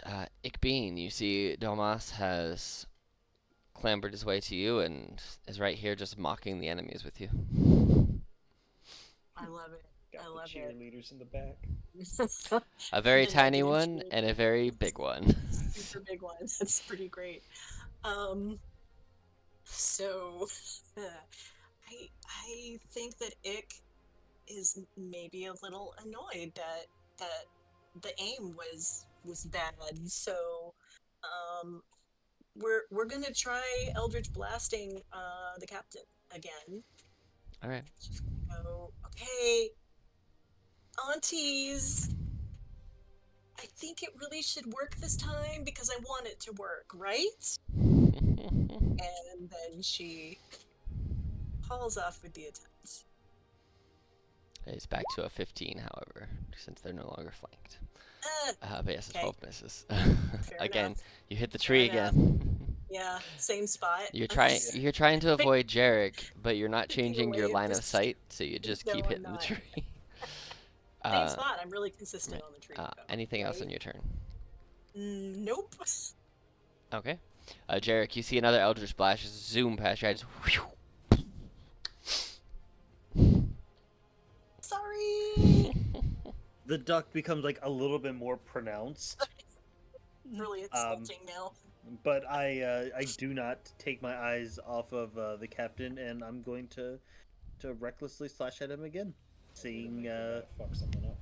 All right. seeing Tristan sort of move. Do it. Right, 19? Jesus. Yeah.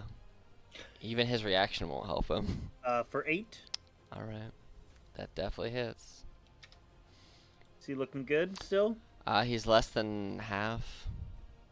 Cool. I'm going to sort of circle and flank to try to draw this guy's attention as well. Oh, so you're gonna maneuver to get both of them, huh? Uh-huh. All right. Well, the captain. Anything else? That is, nope, that's my turn. All right. So the captain, not really thinking that Tristan poses a true challenge at this point, just wants to take on the muscle. And he's going to take 2 steps here.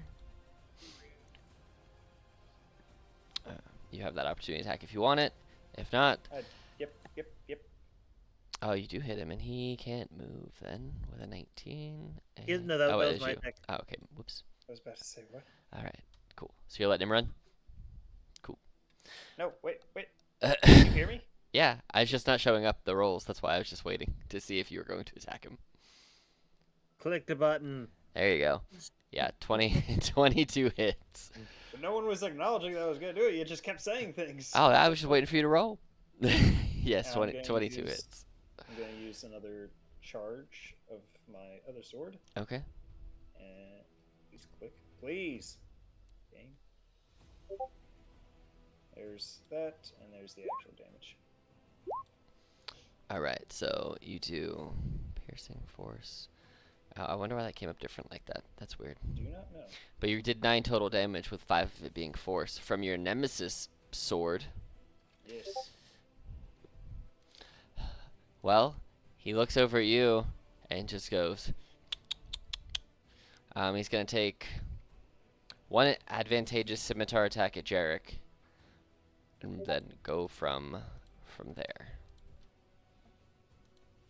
24 for 5 on Jarek, reduced to 2 or to 3. Sorry. He's gonna turn and take a scimitar at you, Tristan. Kind of dancing scimitars here. 18 for 4. And then he's going to turn around and try and stab Jarek in the side of the skull with a dagger. At advantage because reckless for 15, for 6, reduced to 3. Alright, so it's this bandit's turn then. He is going to push into the trees, giving himself like half cover from range, but able to slice at your legs here. He's going to try and scimitar attack you, and your AC will go down by 2 because you're considered flanked, and it's at advantage. Needs to hit a 13. For 7 reduced to 4. Cool. Rel, it is your turn. Okay, Rel is kind of freaking out a little bit. She's like hyperventilating and she doesn't know what to do, but she takes her quarterstaff and she taps it on the ground and she casts Shillelagh and she goes after Kimbo Slice over here. The bandit captain in the middle there that's stuck. Yeah, All right. yeah, Do you want to move into the position that would give the flanked condition? yeah, Okay, cool. So yeah. you could just move directly Hmm. to right there, and it's the same distance for you. So, but Yep. yeah, you have advantage on. Well, you just have a negative. He has a -2 to his AC. So go ahead and roll. I think I put it in your thing, or maybe I didn't. There is. I made a shillelagh version. Maybe I didn't do that, but. You said I have advantage. You'll have. It'll have -2 to Oh, his negative. thing. Yeah. Oh, okay. I don't know why that's showing up weird. I don't know why it shows critical. I did not. What? Everything I touch turns crits. I like this. Well, that does not hit, unfortunately. So. And I go, fuck, and I like blush, and I kind of try to. I don't want to back off because I don't want to lose the flank, but you That's know, fair. Yeah. I'm ducking. All right. Cool. Domas being where Domas is, he. All right. He's got 30 feet of movement, so he's gonna go. Oops. 5, 10, 15, 20, 25, 30. You can't get close enough yet. Oh, so I forgot that he had disadvantage on his first attack, Jarek. So does a 15 still hit you from his first attack? Yep. Yeah. So All move. right, cool. So he's gonna go ahead and cast Vicious Mockery again at the captain. 19, he passes it this time. He's like, damn. Looks over at you, Jarek, and pulls out his little bamboo flute, whistles a little tune, and gives you some piteous inspiration. So you get a D6 to your stuff, and that is his turn, Tristan. The guy is flanked, so he has a -2 to his AC. Yep, gonna continue to wail on him. Do it. Yes. 7 will miss. The other one. 24 will for sure hit. 7 total damage. I added them both together for you. Did you want your other? Oh, it does the. How did I build your weapons? Hold on. The other one didn't do that. Let's see something here.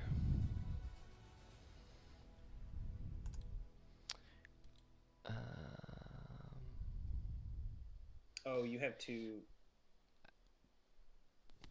I You don't know. have two damage types on the nemesis. Oh, that's why.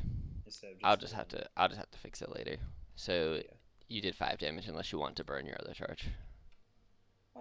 Yes. Okay, I cool. will. So 7. Yeah, I'll have to fix it later. Now that I know. So he did 7 damage. He's looking not good. He's looking bad. Anything else on your turn? No. All right. Ickbean. He's a little depressed right now. You know, not so much depressed as she thought maybe this was going to be easier. And it has not been. And so she just was thinking, I just really want this to work. Please let it work, please.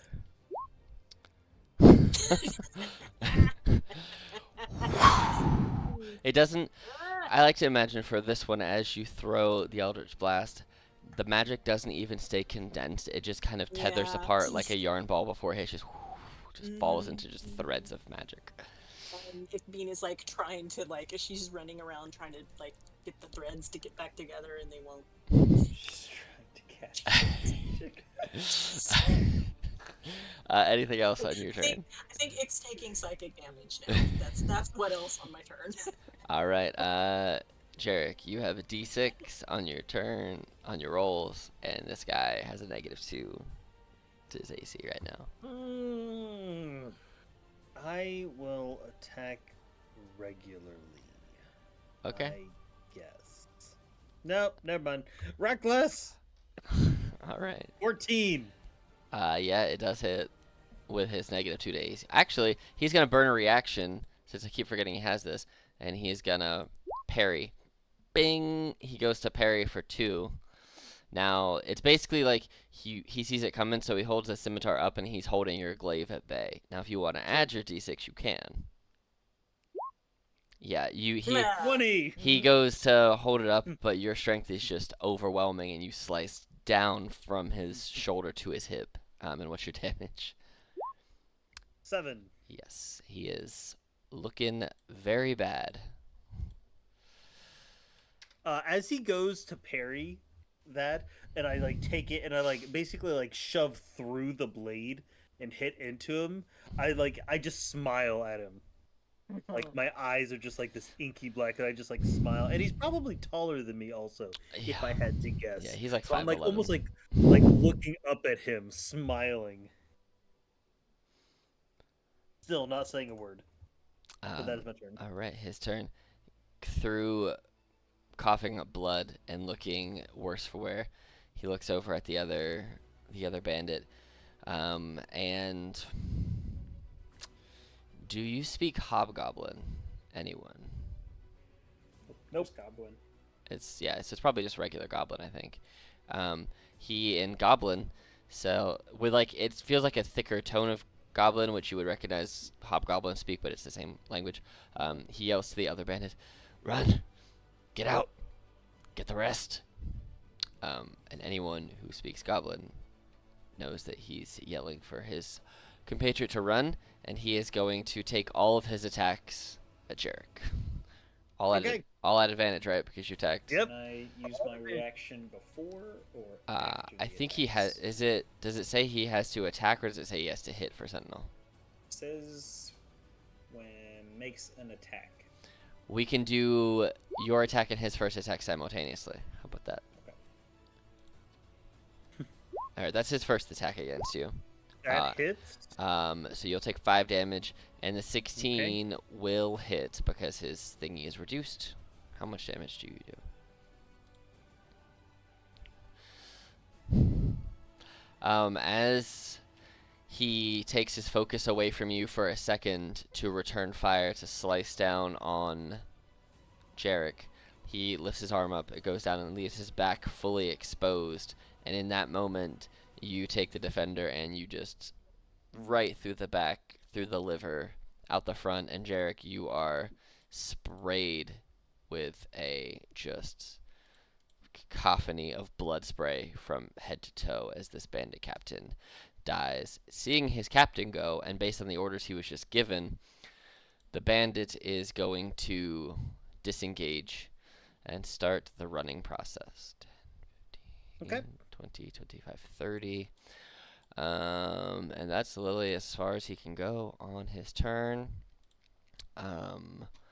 Rel, you see the bandit captain go down, and you see the other bandit run through the trees, you imagine, off into the distance. You can certainly chase him if you wish to, or you can let him live. Well, I'm looking at my languages, and I don't think Goblin is in there. I'm trying to find it. I don't think I have Goblin. I think that's like one of. Yeah, I think it's one of the. Yeah, you what- have that's- a half a dozen, but that ain't one of them. Yeah, I was gonna say I've got about 1 billion languages, and Goblin ain't one. So I'm going to. Well, since that I'm not gonna chase after him. I'm not gonna know what's going on. So I'm going to. I can't see Tristan's hit points, by the way. What are you at? Whoa. Yeah, Low. I don't Okay. think anyone can see anyone else's hit points. I can. Can you? I can- Jarek's. No. I can see Jarek's. Yeah. Oh. Oh. Well, I was gonna say I can only see Ix, but I figured that's because we've been traveling together, and I'm Yeah. honestly okay with that. I don't see wouldn't. any bar Yeah. for Rel at all. I would not like to see the hit points for anyone other than Ick if we are supposed to be traveling together. that's Okay. fine. That's Right too now. damn bad. Right now, there isn't much I can do, but I will. I guess I'll cast Goodberry, and I will give. 'Cause I can do. I will say you have one additional spell so you can have 4 spells prepared Mhm. as a druid at this level, and you only have 3. So if you wanted to Mm. have one of your healing spells, if you have them available to prepared, Yeah, you can just go ahead and choose it since you've only picked 3 of your 4 like prepared spells for the day. So if you okay. want it to be like cure wounds or something like that, feel free just to add that, and then you can just roll that as your spell instead of that. I forgot to mention earlier because I was looking through that you only had 3 when you're supposed to have 4. So Yeah, I was looking for the cure wounds. It's not on my thing. That's why I there think you go. Now it's on there. Now if you refresh your sheet, it'll be there for you. okay, perfect.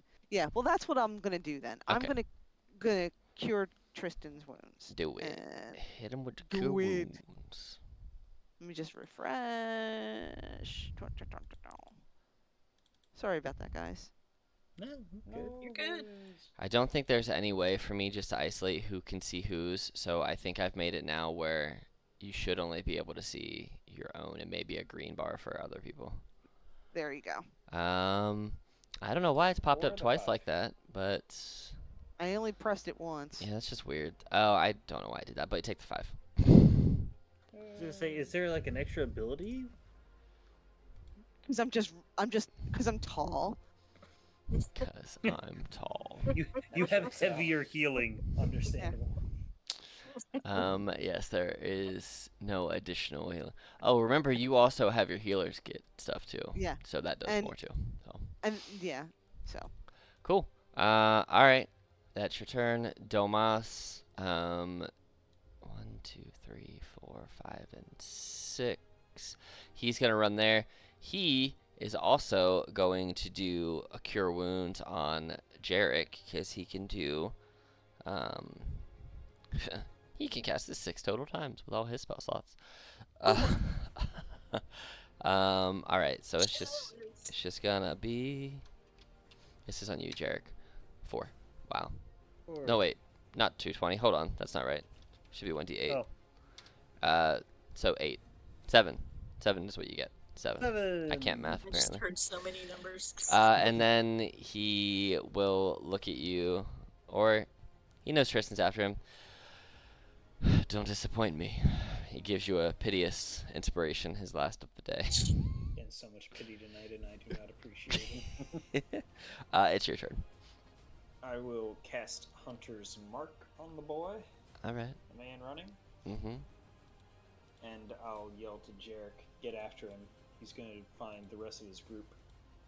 And I will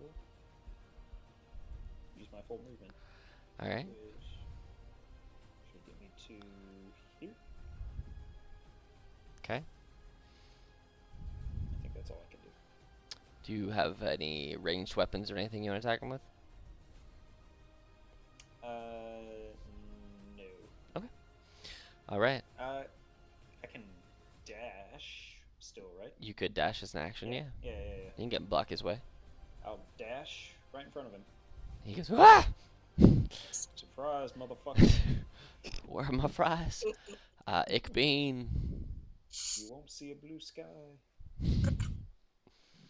So basically, what's happening is that Ick is standing here in camp watching everybody else run off. Am I characterizing that correctly? That's about right. Okay. Well, Ick looks around and she thinks, what if everybody goes running off and then some more of them come and try to take our stuff? So Ick is actually going to. Are these tents the kind that kind of have like the rain flaps or whatever on the side? Yeah, if you want them to be. So could she could like get underneath here? Yeah. And be next to the tent and sort of under a little flap. Yeah. She's gonna tuck in right there, and be very proud of herself because she's guarding the camp. And she's gonna actually kind of say to Rel, I'm staying here. I'm guarding the camp. Alright, is that your turn? Yeah, that's my turn. Alright, Jarek. 5, 10, 15, 20, 25, 30. Oh Hey, how no. about that? Oh no. He's gonna have a bad Alabama time. dude. Yeah, he is. Because right now, Jarek is a one-hit wonder, and that one hit is reckless for a 19 Uh huh. for 14 damage. Christ. Yeah. He has 11. They have 11 I like he HP. just Jarek runs up and just stabs him in the back, and like he drops to his knees, and I just like kind of crouch Oh no, down. And... no! This isn't a stab in the back. This is he's running up. I imagine that you distract him because you like sort of like run around him, and I hit him on his collarbone on the right hand side and slash through his torso. Ooh, Oh, even better. Well, as he's laying there, I just crouch down and I just whisper, "I gave you a chance." Uh, but doing that, let me see. I need to see. Nope, that's not to level 3. Um, but I would like to basically just like come over here in the direction and see if I can hear anything. Like if there's another group, if there's more people, like see if there's other people that might be coming from that direction. I would also do that. Actually, could I see if there are tracks where they came from? Yes. Jarek, you can make me a perception check, and Tristan, you can do survival or perception, whichever you feel is more appropriate for you. Probably this one. 21. 23. You see, uh, Jarek, as you're listening, you don't hear anyone else. This is kind of the main road that you guys were on, and you kind of came off the side to where the campsite was. So it looks like they tracked you from somewhere. But looking for footprints, Tristan, you kind of tracked them for a couple of minutes, and it looks like there was only the 3 sets. So they may have a camp somewhere, but it's nowhere within earshot and nowhere within an immediate risk. So they may have been tracking you guys for quite a while.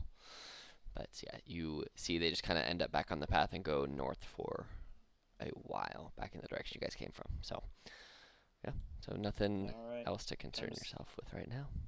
Time to search the bodies.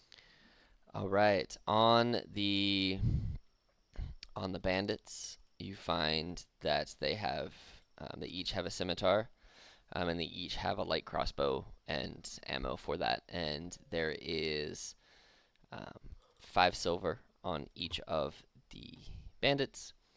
On the bandit captain, he also he has a nicer scimitar. It's not magical or plus or anything. It's just better made, as well as a dagger. And he himself has this many gold pieces on him. 10 gold pieces. So you find a grand total of 10 silver pieces, 10 gold pieces, 3 scimitars, 2 light crossbows, and 1 dagger. 2 pieces for each of us. There you go. If you want to give some to Domas too, sure. You don't have to, but if you want to give him. Domas is probably wealthier than all of you. So I'd hope so. Well, he's more useful than Ickbeam, just saying. wow. Jarek would take one of the scimitars, not the one off the captain, just one of the ones off the other ones. Yep, just a standard scimitar. He looks around. Is everyone feeling okay? Does anybody need some magical rejuvenation? I could do that a few more times before we rest. As you say that, Tristan kind of like very heavily plops down in front of the log and starts pulling the arrows out of his arm. He's gonna walk over and hit you with cure wounds. For 11. You pull the arrows out, and he basically magically hums to himself, and you just see the wounds start to sew themselves up. I'll be fine in the doesn't say morning. anything. He just like tilts his head back.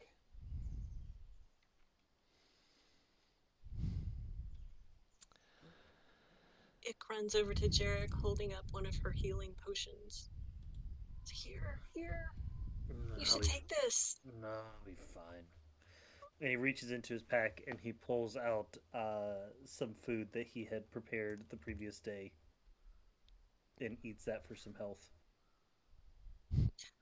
you should you should sit down. You should sit by the fire. Here, I can get some water. I can warm it up so you can wash off your face and where it hurts.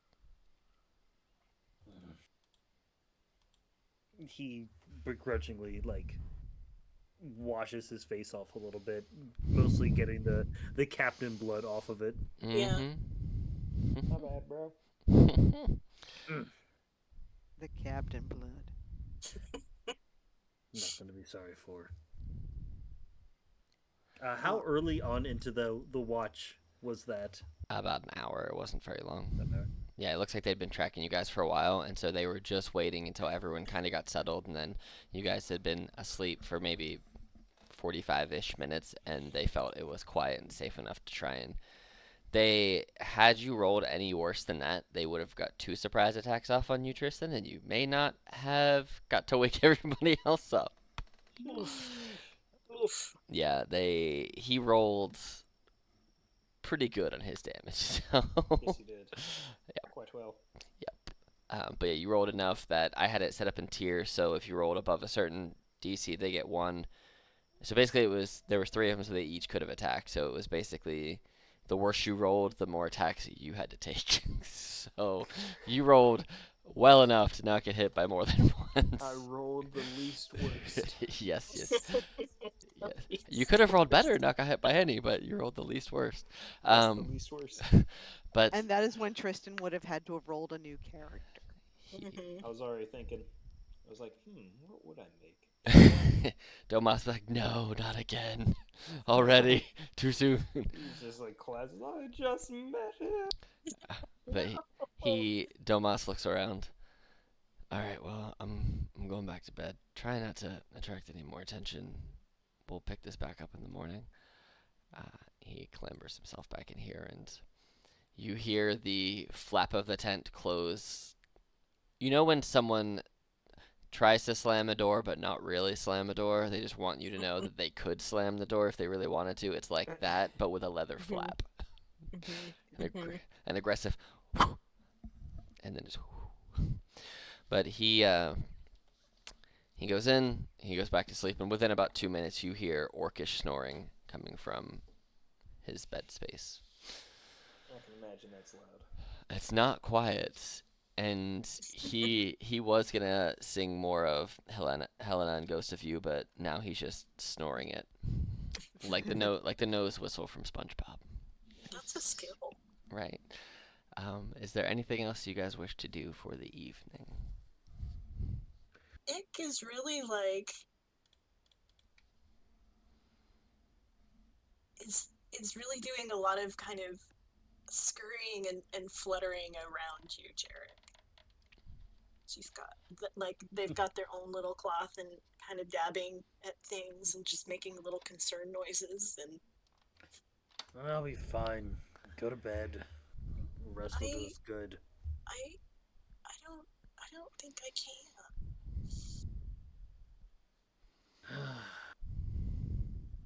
You got hurt.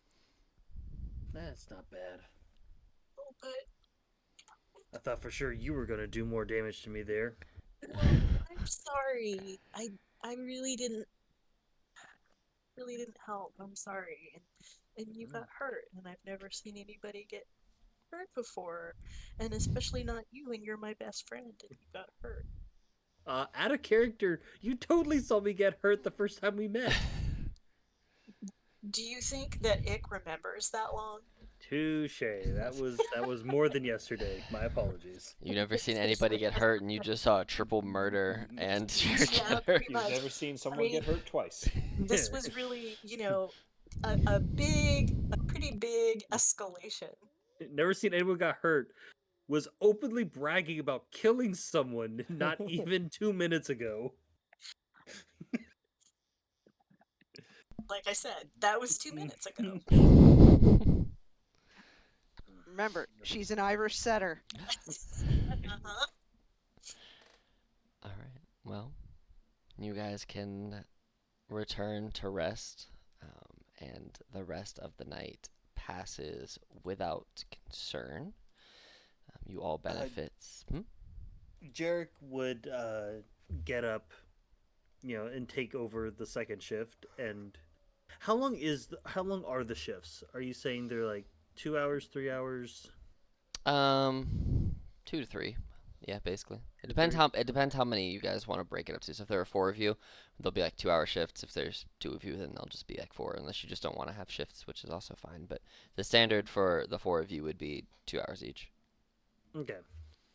Well, Jarek would be able to take 2 shifts because he only needs to Okay. rest for 4 hours. So Yeah. once I it got will. to the point where Tristan was going to tap out, he would come out, and then once it started to get morning, Jarek would start preparing breakfast Yeah. for everyone. Okay. Yeah, and Domas would take the last couple hours so you can fully finish your rest.